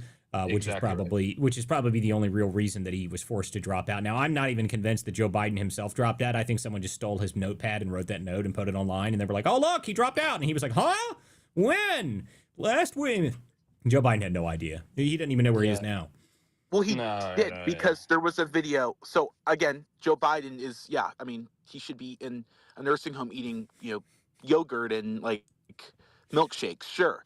But like, let's not say he did not know. He obviously campaigned with Harris even when she was a presidential candidate. And so, Maine, were you in the mindset, because I thought you were in the mindset that Harris was not victorious because you thought the assassination attempt, which many people thought was Mm. the reason that they were not going to vote for Harris. They were going to vote for Trump, independents. I Yeah. think Just curious here. Do y'all see my hand? I can't see the panel. Listen to me, buddy. I know you may be new here, but if you come onto this show is some people that come up here are my friends and people that come on the show on a regular basis. If you're a new one in the show, just keep your hand up. We'll get to you eventually. This is just how this works. If you're new here, I mean, this is a show. This is a broadcast show on multiple different stations. It's not just here.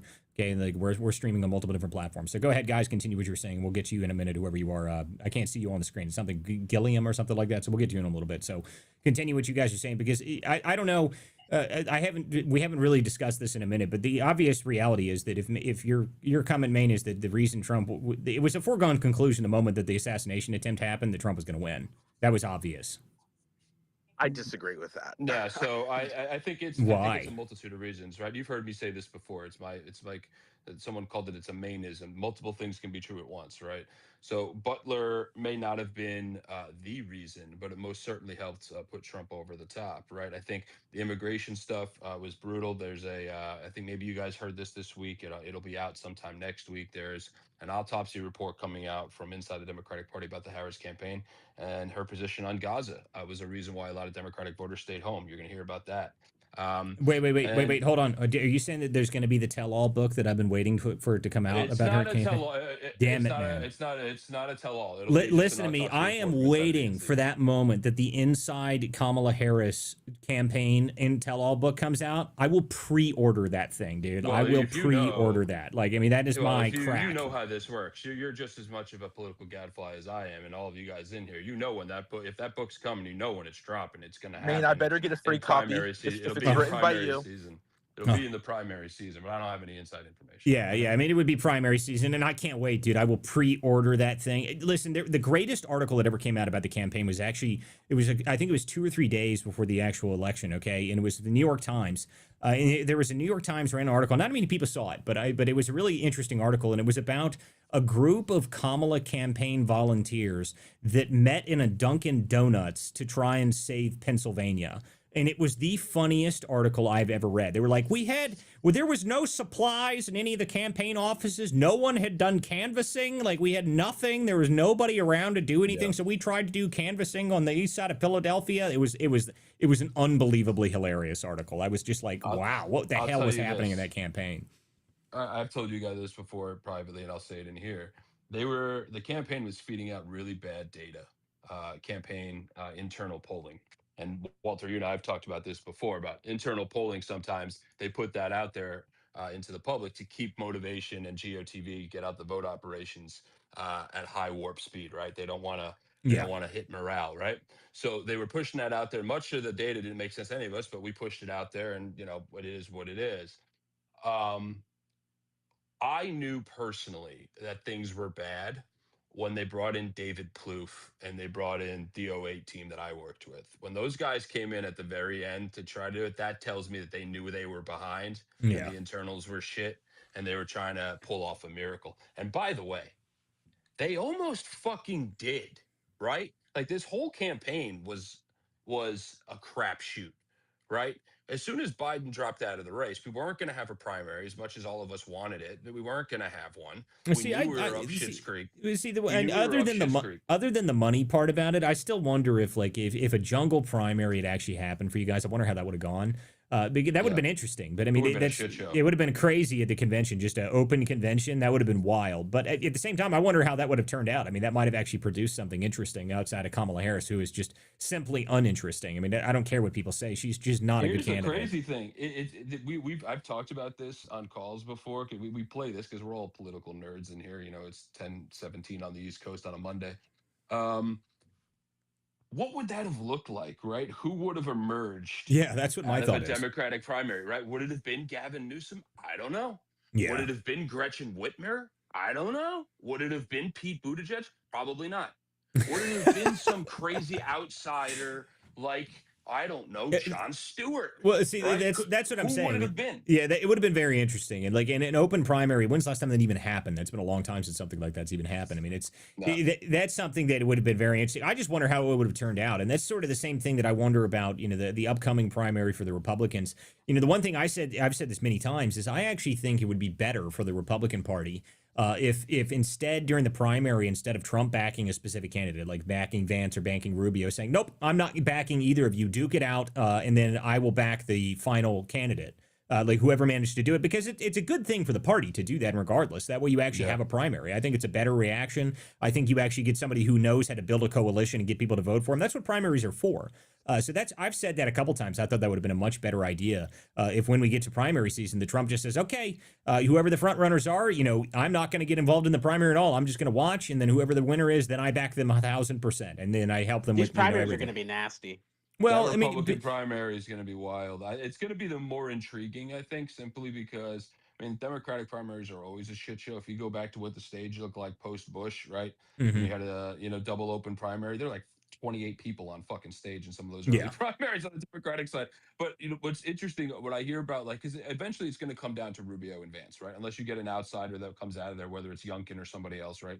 Yeah. So it reminds me of that scene in The Dark Knight, right? When the Joker is recruiting people and he breaks a pool cue in half, right? And tells the two guys, all right, we're having tryouts, make it quick. And he breaks the two. That's right. Yeah, that's right. That's it. Good scene. Yeah, exactly expansion. Go. Exactly. That's how it's going to go. Expansion. Now, here's something I'll say about the Democrats, right? So there are two things in my mind that really I curse a lot, so pardon me. Base Democrat, don't really care, not politically correct. Um, two I'm events, definitely for. two events that happened in my lifetime that fucked the Democratic Party, and really and yeah, I'll say it, fucked the country pretty badly. One was Ruth Bader Ginsburg.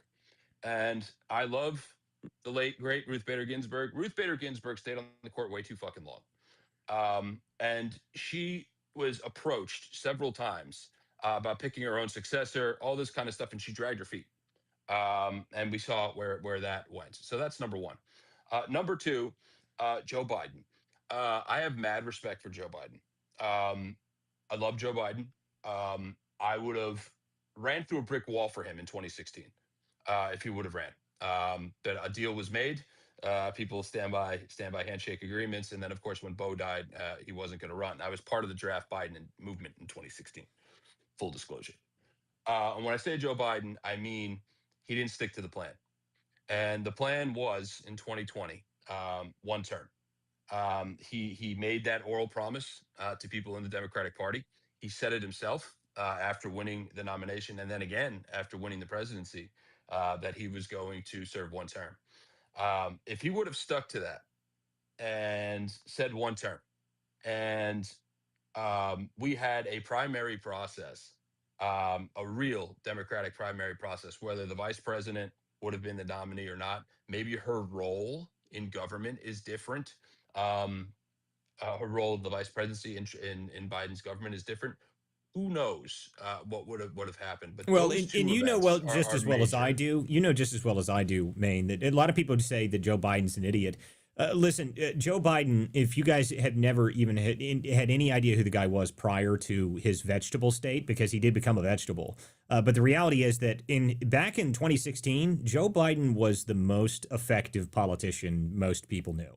I mean, he was. He was an extremely, very, very quick-witted, very, very good on his feet. He could control a room. He was a talented politician. Anybody who knew the guy knew that he had missed a step by the time you got to this next campaign. Anybody that knew him knew that. Anybody who had ever met him knew that, actually. I mean, that's when people say, oh, no, he's always the same. And then you hear all these people that were out saying, like, oh, no, there's nothing wrong with Joe. Like, horse shit. Everybody that has ever met that guy knew that that was not true. Every single person that knew Joe Biden knew that that was not the case. It was just not the same person. It was just not the same person at all. And a lot of people said that actually happened directly after Bo died. That was what caused all the downfall after that. And that's what He was I've a read. mess. So Yeah, he was a And I mess. and I I think can tell that's you. the number one problem here. I know you're going to fast to the hands, but I know that's a number. I think that's the number one problem is the cover up of Joe Biden's cognitive decline. That to me is like, to me, I think there should, like, I well, would honestly support Republicans doing investigations on it. well, I But mean, I don't know why we're bouncing off Republican talking points. I'm not going to say, because like I mean, you're bouncing when the off. You're not people bouncing off Republican talking points. You're talking to me. I mean, I'm about as far right wing as you can get. I'm to the right of Genghis Khan. So you're on my show. So I mean, the reality is that you know that I'm right, though. You know that I'm right. Anybody who ever met Joe Biden well, that was a nudge knows. to my friend Maine. Well, But I am aware, but I'm just saying. But I'm just saying, everybody that knows anything about Joe Biden was well aware that the guy had lost a significant step. There was no questions. Okay, there just wasn't. Everybody who had ever Yeah. met the guy knew that, and that was why it was obnoxious watching people say, "Oh yeah, he's fine." Like, what? I mean, he Yeah. just wasn't. Everybody knows I'm it. not disagreeing. I'm not disagreeing with that, but why are we faulting Kamala Harris? She had 108 days. So to I don't me, think like, anybody's if faulting any her, candidate, Jared. I know, I but if mean, she was a Republican candidate and if Donald Trump was, the same thing as Joe Biden, an Alzheimer's patient basically in the White House, and JD Vance, I mean, if he had 108 days, I still don't think he would be victorious. well, So I don't listen, think we're not it's like. based I mean, on, that's not nothing to do with the reason that yeah, she wouldn't. Jared, the reason that she would win is I just don't think she's a very good candidate. I mean, the fact that she got close in the first place, that's impressive, and that goes to the I power think of the she's a Democrat. brilliant. I mean, I don't think she's I brilliant at think all. she's a brilliant candidate. I think she's a Other very than a poor few word candidate. gaps, Listen to yeah, me, No, other Jared. than a no. few Jared. word Jared. gaps, I don't understand how you can argue that she's good when your own party. She was the first person out. Okay, it's not like she did great in her own primary. She was the first person to be eliminated from the primaries process. Okay, like she was not a good candidate then. They have tried to give her a media refresh like 18 times. It never worked. It just didn't work. She Yeah. just doesn't have the ability on her feet. I agree She with has no I agree charisma. with Walter here. I agree with Walter here to a point, right? So Here's my thing with Kamala Harris. She is a fantastic litigator. If you go back and watch her in the U.S. Senate in hearings and committee, she's fantastic, right? It's just what she does. She's good at that. What are her legislative achievements when she was in the Senate? Nothing, right? She didn't do much of anything, which is what doomed her in 2020 in the first place. She was just there. And then on top of that, she has the same issue that Hillary Clinton, Gavin Newsom, and others have, which is she's not a retail politician. She doesn't have that skill. Some people call it an ick. I won't call it an ick. I can have a conversation with Kamala Harris, but not the same type of conversation that leaves me feeling warm and fuzzy that I would have with a Barack Obama or George W. Bush or Bill Clinton. I Right? mean, this There's is just the, something the, there. the ability to connect with normal people is something, regardless if you guys like it or not. Trump has that ability. I mean, it's the ability to actually talk to normal Absolutely. people. It's just something that some people have and some people don't. I'm going to tell you something a Democrat will never tell you. It's the one thing that Donald Trump has that nobody can understand how he has it. Yes. Right? It is a God-given talent that he has. It's twofold. The guy's a billionaire, but he can connect with a guy in rural West Virginia who's got doesn't have a pot to piss in and is a third-generation coal miner with black lung. That's right. Right? I mean, that's he right. can do He has that, the ability to do that, right? and this is something that people know. And like you're right that a lot of Democrats refuse to understand that. This is something that Trump has always been able to do. Trump has always been able to do it. It's the famous thing. It's the famous thing. He's a friendly face. If you see a face well enough, whether you're on television, Reagan had the same thing, right? They knew who Reagan was before he was even Ronald Reagan. If you're on television enough, people feel like they know you somehow, some way. Well, right? there's some. It's not just Trump is a unique style of celebrity in that his name ID is better than any person that has ever existed. Every single person knows who Trump is. I mean, that's just reality. There's very few people that even exist that don't know who Donald Trump is. I mean, even long before he even ran for president, the guy was like that long before that. So you're right about the famous part. But the other thing that Trump has is that because of what he has done for business, building things, building businesses, building high school, like he has worked with people on the ground, or to the point that even if he's not like physically worked, he knows every aspect of every one of his businesses. That's something that Trump's always done. That's one of the things he's had that ability over a lot of people. Yeah, I mean, my mother Okay, used to work for Donald Trump, and she always said that when he came by, you always better make sure that you absolutely are at the top of your game, or your ass was out of there. Yeah, well, I mean, that's any high level business guy. I mean, that's anybody that actually cares about their business, make sure everything works like that. That's just how that works. And Walter, this is why when Donald Trump like visits like liberal states, like after like some mass shooting or a hurricane and he goes there, most of the people that vote Democrat walk away with a good message after shaking hands with Donald Trump, or whether they it's like Donald Trump does not give your classic Washington speech, right? Yeah. You expect other politicians, they're going to speak to you in Washington speak and say, no, Donald Trump, like, he can go anywhere, to a barbershop, African American barbershop. He can go to a Jewish museum, anything, and people will walk away with a good reaction because he has that people person in him. Yep. Now, yeah, so I agree. I think that's Donald Trump's number one thing that even Democrats nor anyone else can take away from him. The real people But the people that really don't understand it, Jared, the people that don't understand Trump is not necessarily anybody that has any sense about them in the real world knows this. But it's the people that are in DC, they don't understand it because Trump was never a DC insider type guy. But he was always successful. He was just completely outside of the DC bubble world. He was never really involved in internal inside DC stuff, which was his detriment in his first term because he didn't understand what he was getting himself into with the powers that be in Washington. But the reality is those people don't understand it. They can't grasp. They don't understand why, because Trump doesn't have to have anything to prove to these people. He's never had to be part of that world. He just kind of did whatever he wanted. There was just nothing to do with them. So that's why they don't understand it. The establishment types really, really don't understand it. But everybody else pretty much gets it. I'm an atypical. That is perfectly right. Yeah, that's why I was telling my liberal mother. I was telling my liberal mother this morning. She was like, "Why don't people like?" I'm like, "Mom, that's how Donald Trump speaks. He speaks. He's not a DC insider. Donald Trump is Donald Trump." I will disagree with you, Walter. You were talking about the Rubio Vance thing. I vehemently disagree. I think if JD Vance is the vice president, right? He's Donald Trump's right hand man, right? If Vance and Rubio go at it, I'm sorry. I think that would be just like disloyal. I mean, to go with your, Secretary of State, versus your vice president. I Again, honestly think Donald Trump's going to support yeah, JD Vance. maybe he will. He has hinted at it. He might, but I mean, that's the question is whether or not that's going to be something that happens. My thought is, like, I don't know what Trump's going to do. Okay, and that's one thing about Trump. No one has freaking any idea. No one has any idea what Trump's going to do. His voters expect him to go with Vance. Trump, his voters, like, that's just not true. Trump could do anything tomorrow, and his voters would be like, "Oh, all right, whatever. I guess he's doing that." Listen, Trump is completely unpredictable. So trying to predict what he does is impossible because he makes it intentionally impossible to predict himself. That is what he has always done. He just goes off his gut for every single thing that he does. So trying to predict what Trump is doing is not a wise decision. If there's poly markets on it, that would be the worst betting market in history. I mean, no one has any idea what the guy does, and he does that by design. I mean, that's just what he's always done. So the idea that Trump is going to somehow get involved, if he does, maybe he does, but I wouldn't be surprised if he does not, is what my point is. Okay, guys, before we move on, I want to get to some hands here. I had some people that have been waiting. Tron, you can go ahead, and then there was one other guy. I don't know if he's still up here on the show, but go ahead, Tron. Yeah,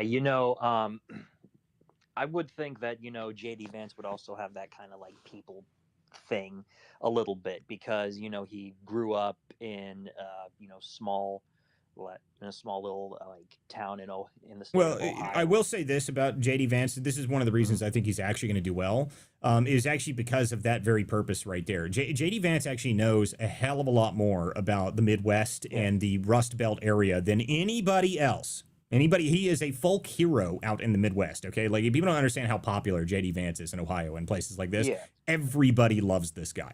I mean, they love him more than they love Trump, which is saying something. So go ahead, continue. Yeah, I mean, there's a lot of similarities, too, between JD Vance and Donald Trump. They both got famous because of books, Trump, The Art of the Deal, JD Vance, Hillbilly, is it Elegy or Elegy? Elegy, Hillbilly Elegy. Elegy. I've always, found interesting, the best type of politician you can have is one who just gets along with people and does retail politics well. Like when I worked for, Jared, you'll know this guy, Pat Harity. He's a Fairfax County supervisor. Like one thing Pat would do was go around, like we were at a parade one time and he would just walk around, meet with people, talk with people. And he also had a bag of lollipops with him and he would hand them out to everybody. Especially kids and everything. And it worked. Ronald Reagan was famous for his comedy. It's probably what earned him a 49 out of 50 state landslide when he made the joke of Walter Mondale's youth and inexperience.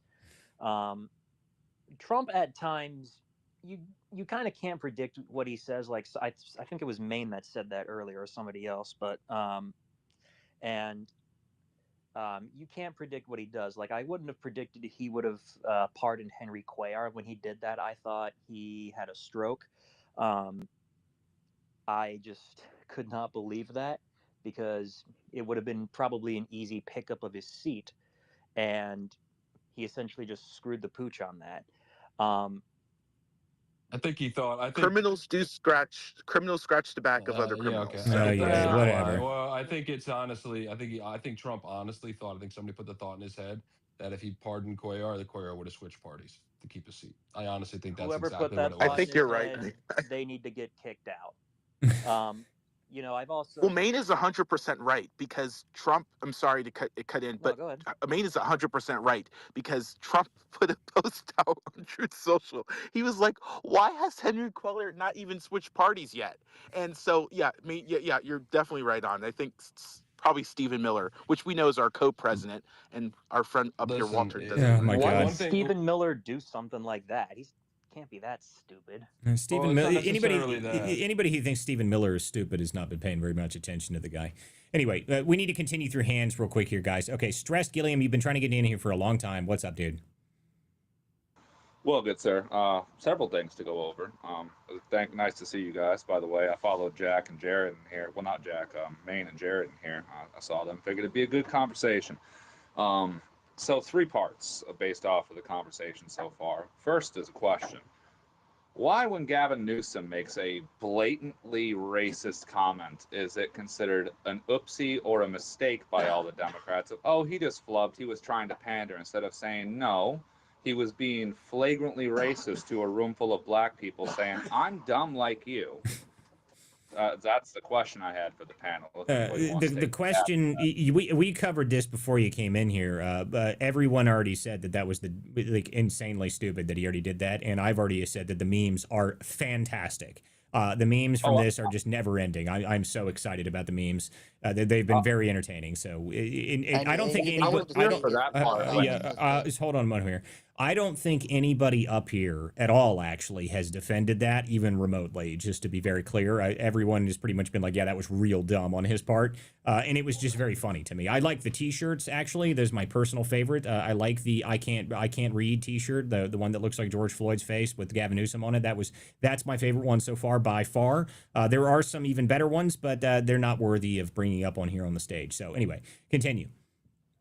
Oh yeah, yeah. I was here when you brought that up. That's why I was kind of wondering, because I've been seeing it all over the TL of basically this was a mistake and blah blah blah blah blah. Secondarily, on this whole dubious concept of political theater American politics has become, because for me it's a clown show.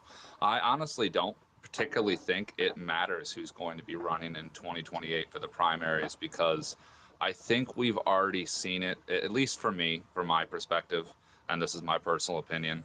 I think our presidents are selected, not elected. I don't think we've had a fair and honest election since Dwight D. Eisenhower, if I'm being objectively honest. There's so many issues here with just just the primary system alone. If we had honest and fair elections in this country, Bernie should have run against Trump in 2016.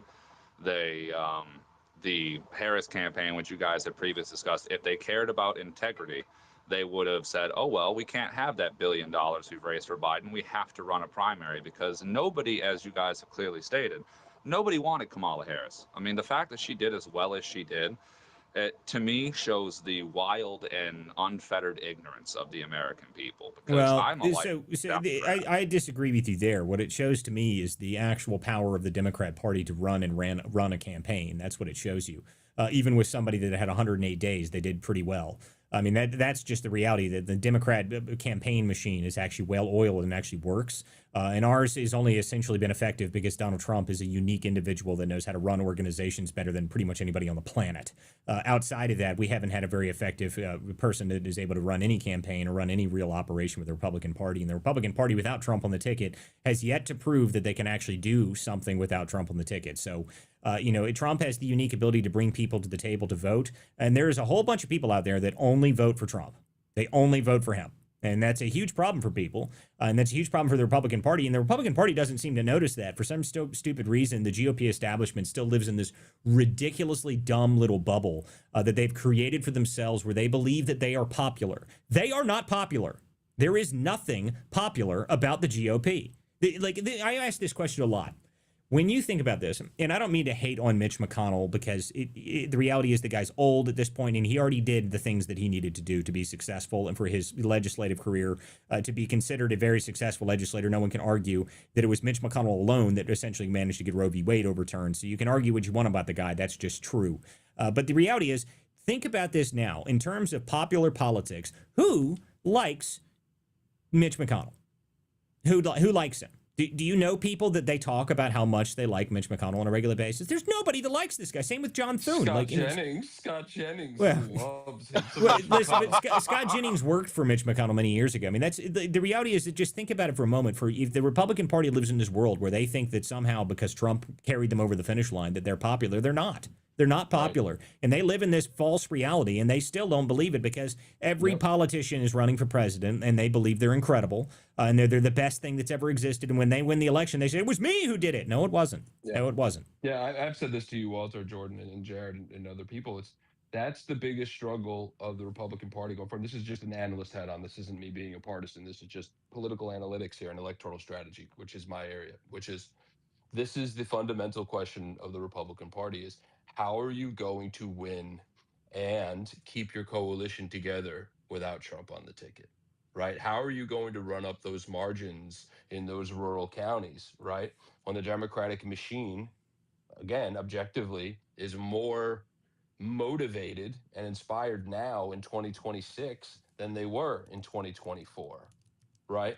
That's the real fundamental question. Is JD Vance going to be able to be that leader? I don't know. And again, objectively, I see more of the Hillary Clinton problem that we were just discussing in JD Vance than I do, say, Marco Rubio or somebody else. I think Marco Rubio, because of the work that he's done, again, objectively, has been the best person in this administration, even better than JD Vance. And I think that makes him a foremost contender, not just for the Republican nomination. And here, this is me being a Democratic operative and strategist for you. He scares me more than anyone in the Republican Party. But at the same time, I'm not too worried about it because I don't think he gets through the primary because of the MAGA problem.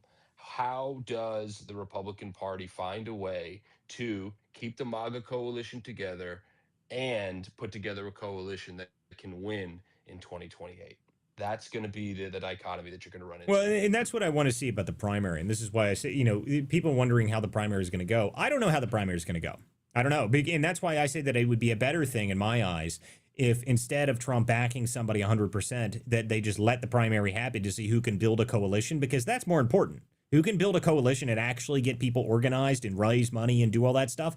That is more important at the end of the day. There's a bunch of idiots that exist in the world that believe that you can just waltz into a campaign, a statewide or a national or any large campaign. Like single district seats are very different. I mean, if you can be a kind of a unique candidate and win the single district seats, but if you are someone that's kind of a fringe style character and you walk into a statewide seat and you're like, oh, I've got 6 months, I'm going to win this campaign, you're a moron. I mean, you're not going to do it. You're just not going to do it. It's not going to happen. You can't run a statewide race and then start 6 months before the primary happens and think that you have a real campaign running. You just don't have one. Okay, I mean, it's just not true. I mean, if you were running for a statewide office, your setup for that was probably 2 years or 3 years before you even decided to run. That's reality. And a lot of people don't, oh, no, you can just kind of waltz in. No, you can't. Unless you are a billionaire that has infinite money and has lots of really well-connected friends already, it is not something you can do. I mean, Donald Trump, a lot of people don't know this. An outlier. Yeah, well, yeah, or something like that. I mean, like you have some sort of unique quality that makes you stand out that is different than anybody else.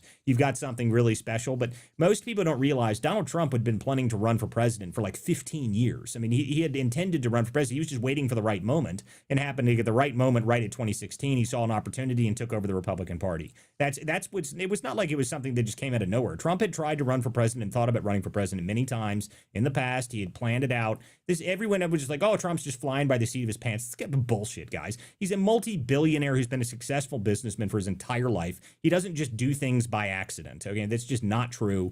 Anybody who thinks that is not paying any attention. And the reality is, I know the people that met Trump back in, long before he ran, back in 2014, 2015, and he was talking about going to be a president then. So the reality is that most people, when you run large elections, when you try to run for big states and any races like that, you plan these things out long in advance. It's not something that just comes out of nowhere. It's very rare that you see stuff like that. He's been thinking about running for president since the 80s. Right? Yeah. But every once in a while, you get blessed with a candidate who's a complete flash in the pan, who comes out of literally nowhere. I'm dealing with it right now in Maine.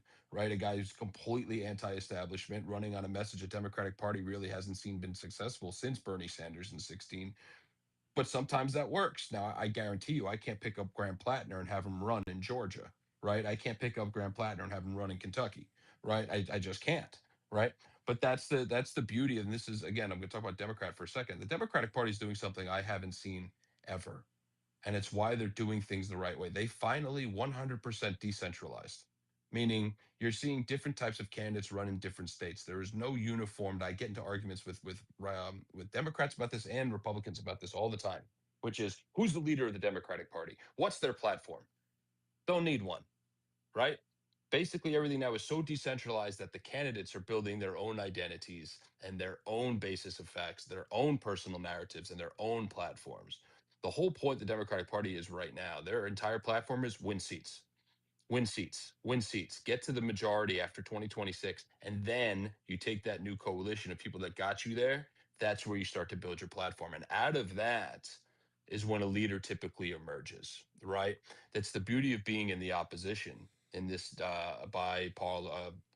Well, I guess that's kind of binary true system because we have. that's kind of true because that's essentially what happened for the Republican Party. That's essentially what Trump did, right? I mean, there was lots of dispersion. Everybody moved around until they realized that they can all work together and actually get over the line, and it worked. I mean, in 24 they did it. So I mean, it's the coalition that they built. The problem I had with the Trump coalition, and I said this when it was happening, I said the problem that you've got is that you have a lot of really big egos that you stuck into that coalition, and that's going to be very difficult to keep together. I said that was going to be a huge problem because you've got so many people that are already very, very successful politicians or very successful business people all trying to work together to run the same organization. Very difficult to do. Very difficult to be able to maintain, and we've already been able to see. I mean, the first obvious person to fall out of that was Elon at first. I mean, Elon's a little bit different in that scenario because he's not somebody that normally involves himself in politics. But the reality is that the ego of Trump is only rivaled by someone like Elon. So it was inevitable that there was going to be some sort of insane blow up as a result of that. Even if maybe maybe the only reason they did that is because of the burning the Teslas and all that stuff. But regardless, whatever it was, it caused a little bit of a rift for a short period of time. I've heard that some of that was caused by Steve Bannon, but I could be wrong. Who knows what it's caused? I mean, the point is that the big ego aspect, okay? You can't have so many massive names that are so huge that everybody knows who they are, and they've already got every bit of them is so public, and everybody knows everything about them, and those egos will eventually clash, and that's just how it is. I mean, that was the one worry that I had with the administration, and I will say that they've been very successful in keeping that egos in check reasonably well so far. I mean, if you look at someone like Robert F. Kennedy, he's pretty much just done a really good job with what he's doing. I mean, his platform has been pretty successful. He's moving forward with what he wanted to do in the first place. And I haven't really seen a whole lot of clashes from his camp. There's some people that claim that they don't like what he's doing, but it seems to me that he's doing exactly what he said he was going to do if he managed to get into the position he's in. So, you I think a couple of things have flown under the radar. The glyphosate stuff came out this week. They've backed off the banning of food dyes now, artificial food dyes, but that's all so much in the weeds, nobody cares, right? But I saw them put out a statement saying that wasn't true. I don't know. We'll see what happens. Well, I mean, but regardless, it looks like there are things that he's doing that he's exactly what he said he was going to do. The food pyramid and stuff. Yeah, there's a bunch of stuff. I mean, the reality is that HHS needs more reform than pretty much any other agency in the country. So the fact that he's getting anything done at all is kind of amazing. I mean, the HHS is like as anybody who follows this show and follows me is well aware that the amount of money that we spend in Medicaid that is disastrous is unbelievably ridiculous. The fraud that exists within our government and not just in Medicaid, it's in every system, but HHS just happens to have the largest budget, so it's the worst in there. Let me ask you this, because this is more for the right and then for Republicans and MAGA.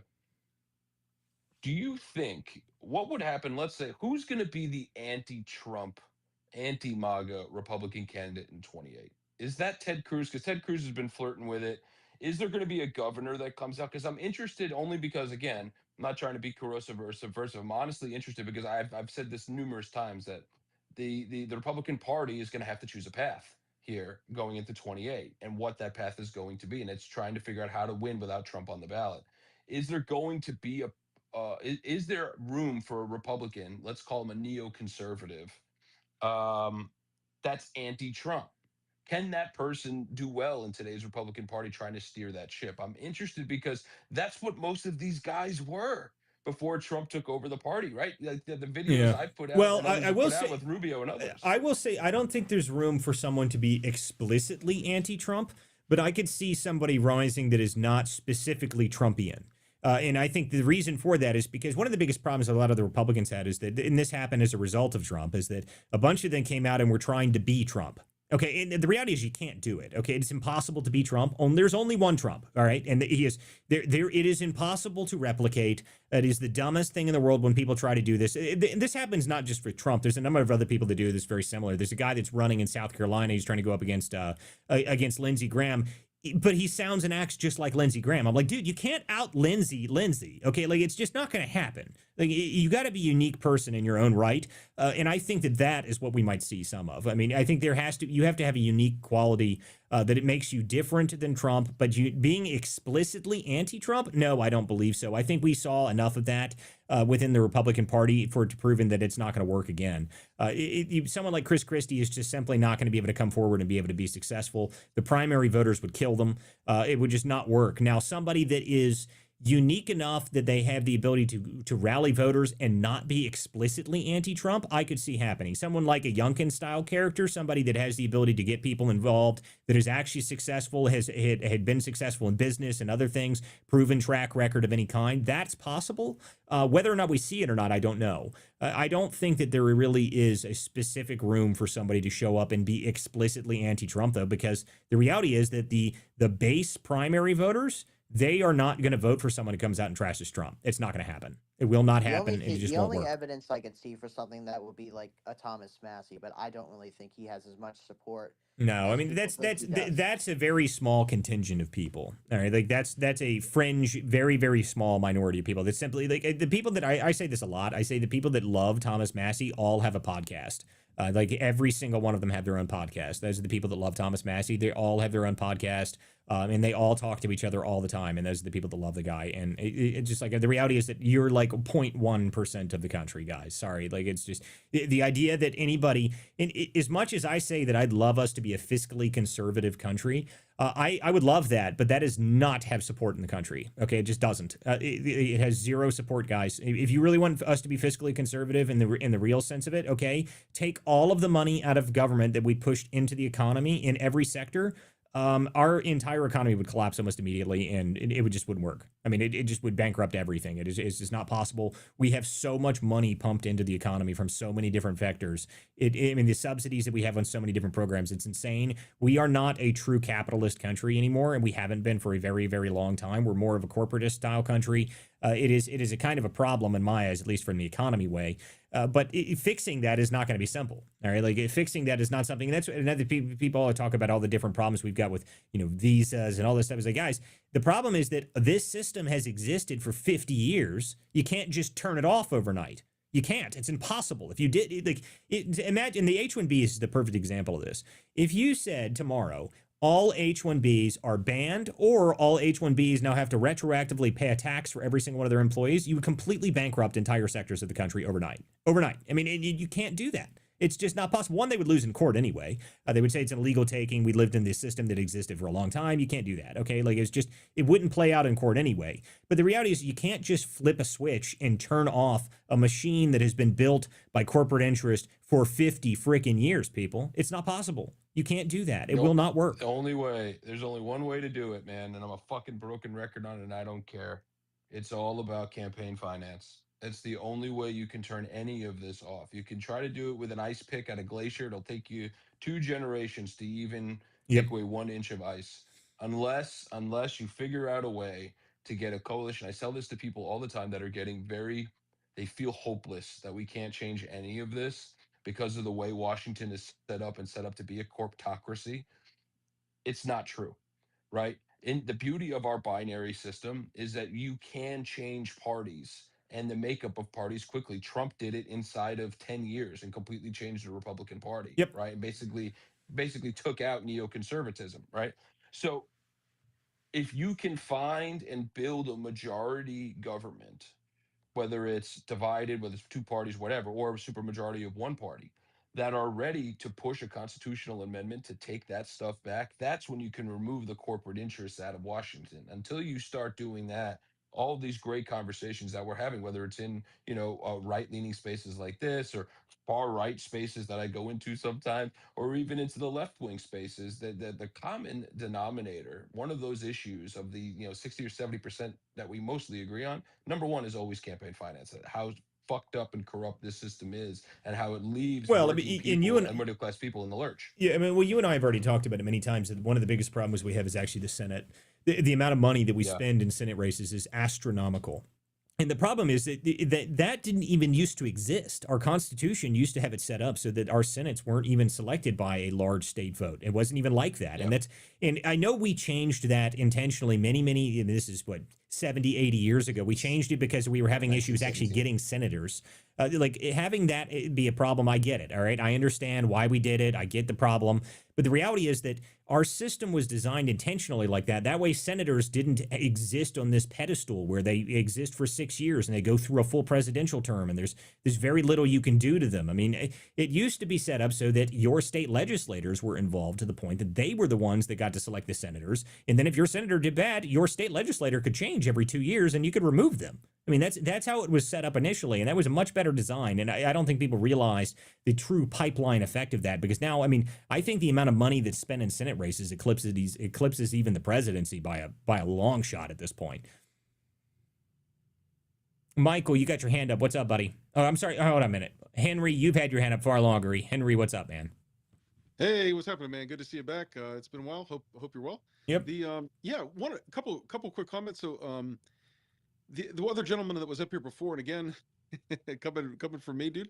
This is kind of weird, but like, yeah, for Gavin, I guess he's told that story in other audiences before, that exact same story, that even though it's false, because he does read speeches and he claims to have read books and in short amounts of time and all this other kind of stuff.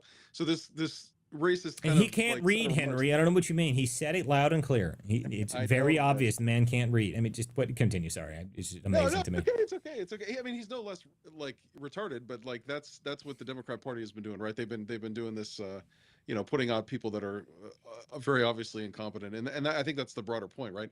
That even though he says all these things and does all these things, not only is the left going to just kind of blow it by, but it's just whatever. Well, I think there's a bigger fight within the Democrat Party right now about that very issue, and that's what I was talking about at the open of the show. The problem with the Democrats promoting mediocrity, I think that actually may be changing, but we'll see. I mean, the problem is that when you have the mediocre in charge and the idiots in charge, when you give the morons a lot of power, they don't normally want to get it back because they're not smart enough to realize that they shouldn't be in power in the first place. So you have to take it from them. That's the unfortunate part.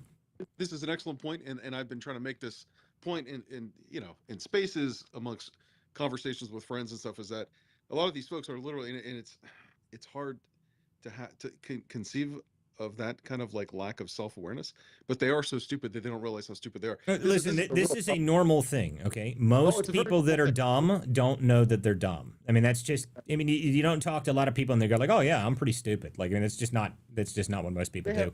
I got an argument earlier today with somebody that I put a post outside, and this is specifically talking about AOC and saying that, she was a bartender. She's got no experience doing anything. She's not great. And someone was like, well, how dare you disparage bartenders? I was like, all right, look, dude, sorry, there is a difference, a categorical difference between somebody who is a multi-thousand organization CEO, a senior level law firm partner, and a bartender. Okay, there's just an intellectual difference between the two. There just is. I mean, otherwise they wouldn't be bartenders or they wouldn't be baristas. Okay, that's just how it is. I mean, it's whether you like that or not is irrelevant. But the problem is that we've got a lot of the Democrats and some of these ultra progressive areas, these ultra leftists, that they don't care if these people have no qualifications at all. That means nothing to them, and that's a huge problem with the Democrat Party. They select for it because they know it's more appealing. Like when Jasmine Crockett does her routine, that's very appealing to a certain tier of voter, not the least of which is the white liberal woman, right? So we know this, right? So, but separate from that, the other thing that came up is Jared mentioned about very typical for I think it was Jared who said something about like JD is definitely, that's the MAGA voters. I mean, dude, that's retarded.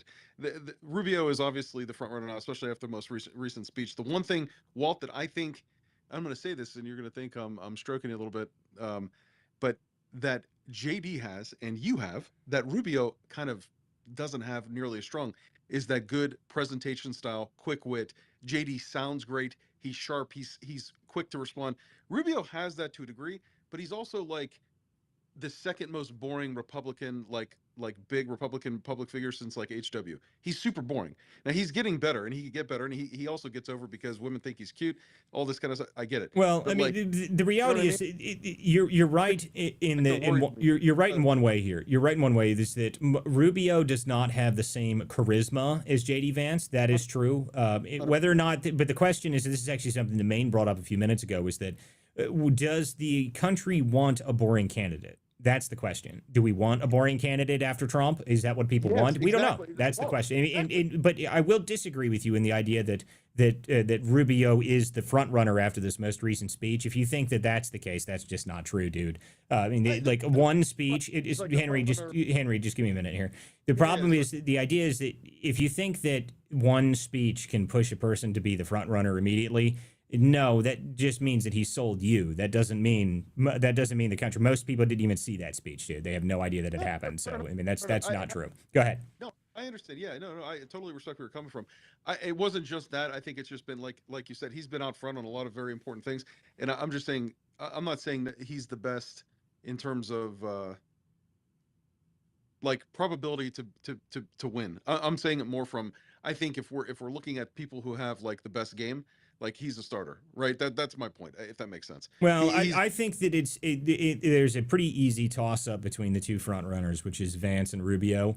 The one thing I will say is that Rubio has done a great job as Secretary of State on the world stage. But as I would like to remind a lot of my friends on the Republican Party that are very active in the Republican politics and the Republican discussion world, is that nobody gives a damn about foreign politics. They don't. Okay. Like, I'm sorry, as much as people talk about it on this app, it is, what does it mean? 8% total?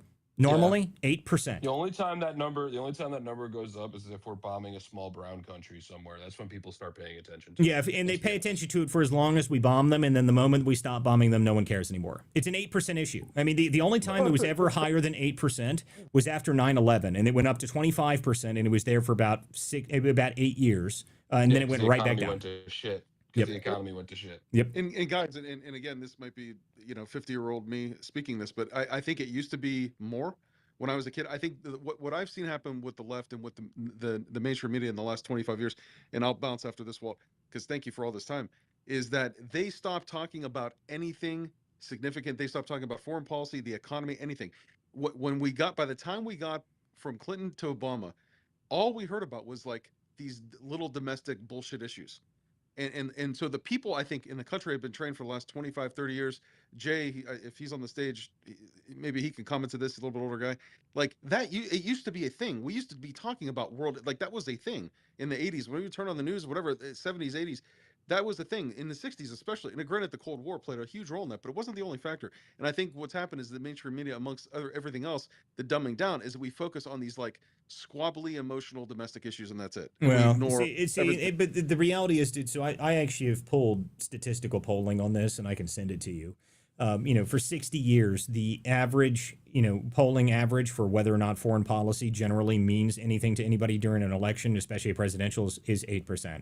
I mean, it's been 8% forever, dude. It has been like that. And the reality is because people that pay a lot of attention to the news, pay attention to foreign policy, that is something that people that are news heads. And the reason for that is because when things aren't interesting domestic wise, then you pay attention to the stuff happening outside of the country. That's why it matters to people that are news heads. I mean, that's why everyone up here can probably speak on foreign politics for at least, an hour if we had to. Because why? Because we listen to the news all the time. The news has got to they got to be able to keep the news on.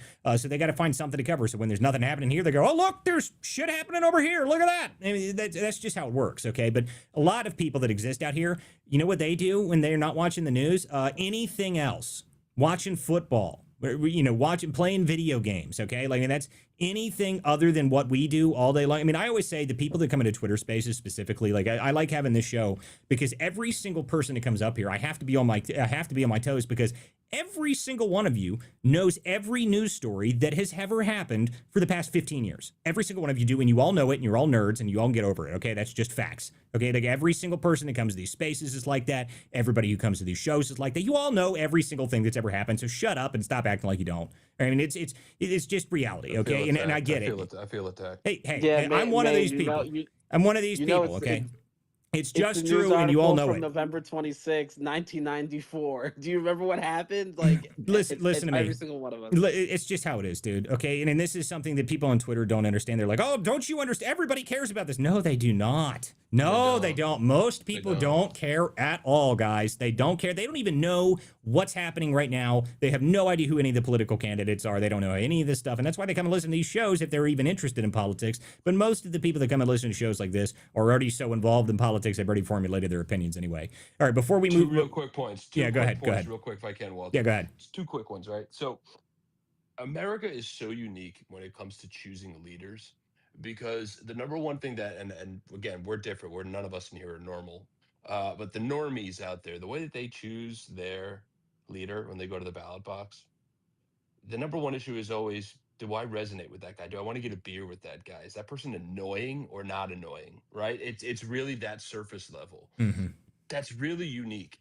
right? Because even in this conversation that we've had, it's like, well, Marco Rubio is kind of boring. That's code for being a nerd, right? It's same thing with people tell me about Andy Bashir. He's too milquetoast. He's too vanilla. He's too nerdy. He doesn't. I don't want to have a beer with him. He's not interesting, right? Yeah, I spent but Trump is, you could throw him in that. He's not a nerd and he's fun. You know what I mean? right. Well, that's my point. Yeah. That's my point, right? Is Americans typically vote for the candidate, mostly the person that's got that personality to him, rather than if they're in the weeds or What the I wonk, what I right? really boil it down to, and I don't know if you'll agree with this or not, is I think that the country really votes for whoever it is that is saying what the country is thinking the best at that moment.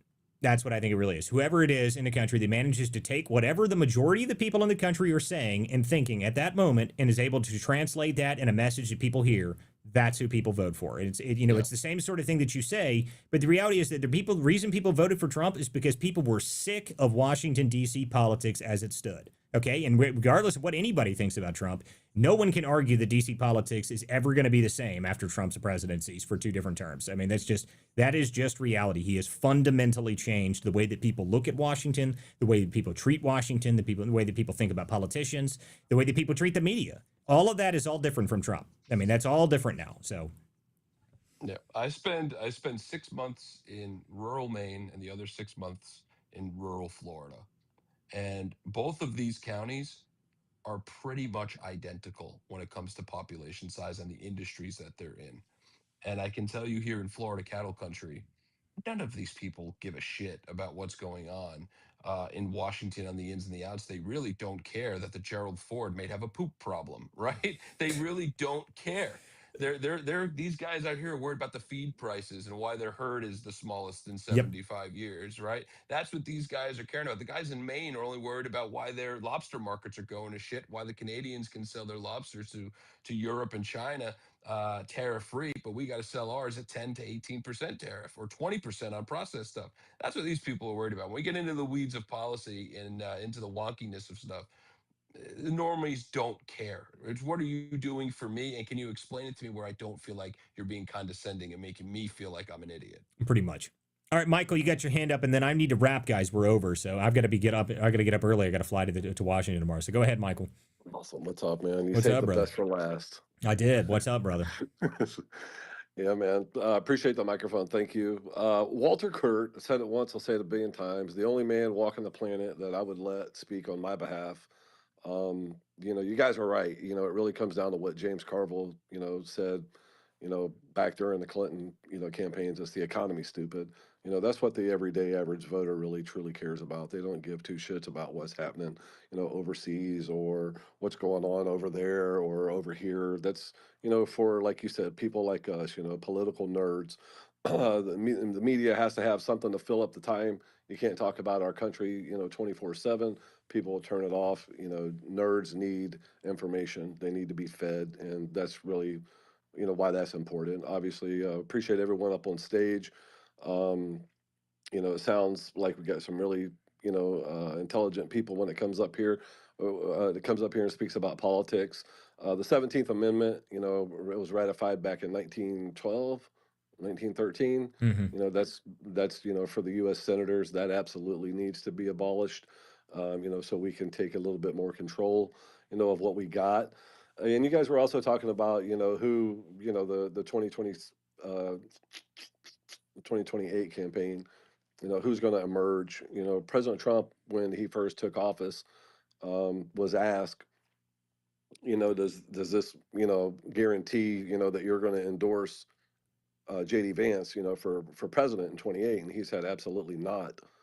So Yep. I don't think the president's actually going to endorse anyone. I think he's going to let them fight it out, and I think that's what he really should do. I agree with He's you. obviously going to have a huge influence on the 2028 election. But I think that's more of, turning out the vote, than actually endorsing a single candidate. I think he likes competition. He likes to hear, people that don't always agree with each other, and he'll sit back and make his decision at the end. But I highly doubt that he would do any type of endorsement.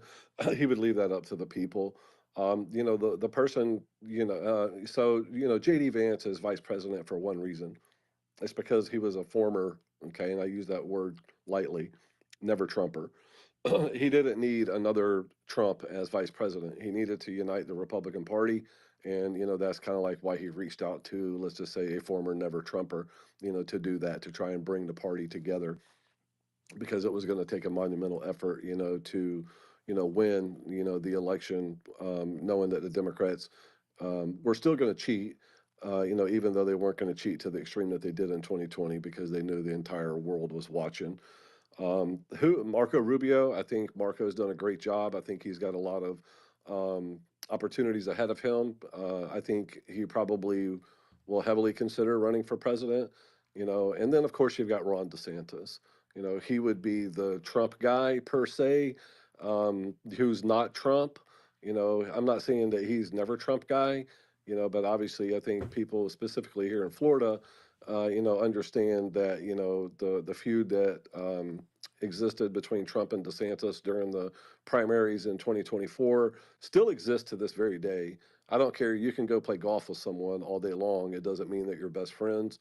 It just means that you're, leveraging relationships, in order for obtain a common goal.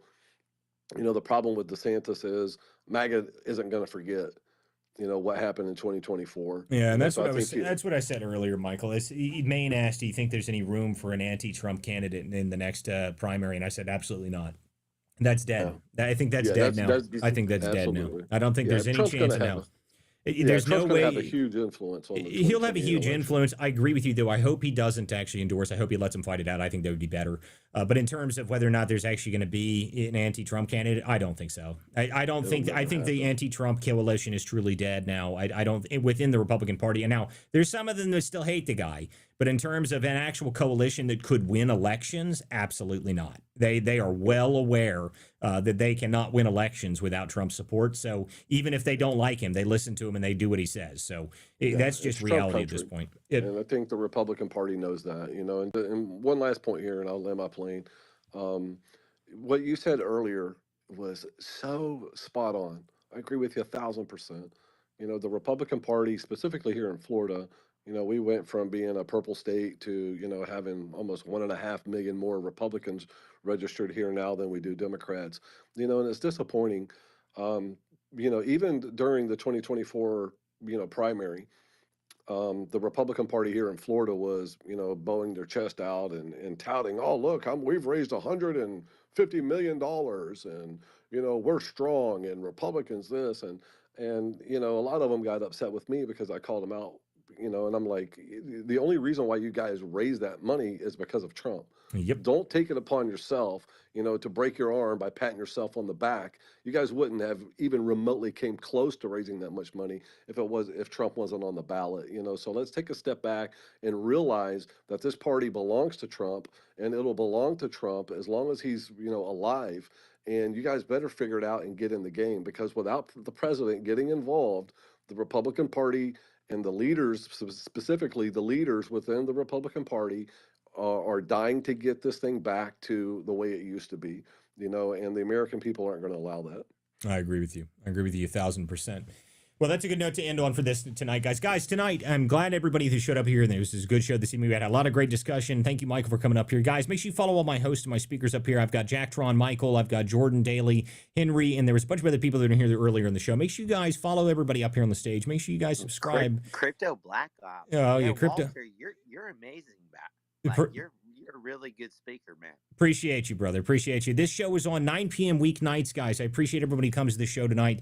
We do have to wrap, guys, because I am going to the State of the Union tomorrow, so I cannot stay on late this evening. I'd like to be able to hang out all night. I know I was off last week, guys, and it's because of the website. If you guys haven't gone to the new website, go check out WCDispatch.com. It's got a bunch of new tools on it. The new interactive map for the Medicaid fraud stuff is live and working. So all that is working. So go check out the website, guys. Make sure you guys subscribe here on X if you guys want to get access to the field guides and other stuff like that. You get a more internal stuff happens from the X feed. If you want to be part of the behind the scenes and the investigations I work on across the country, guys, make sure you follow me there and subscribe to me here on X. So guys, we will be back Wednesday night because I'm going to be obviously at the State of the Union, and I assume all of you will be watching it as well. So have a excellent evening, guys, and I will see you guys Wednesday evening. Thank you guys for being on the Political Theater. I'm Walter Kurt. Have a good night, guys.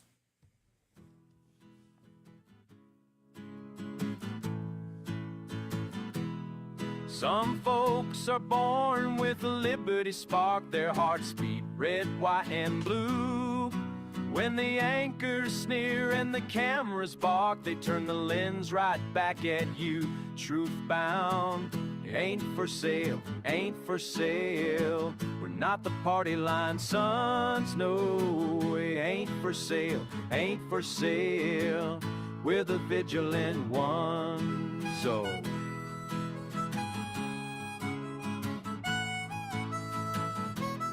Some folks inherit silk-lined halls, spend our sweat while preaching share. But when the tax man wraps his knuckles raw, their mansions suddenly look bare, impaired. Ain't for sale, ain't for sale. We're not their banker-raised heirs, no. Ain't for sale, ain't for sale. We're the vigilant ones, so.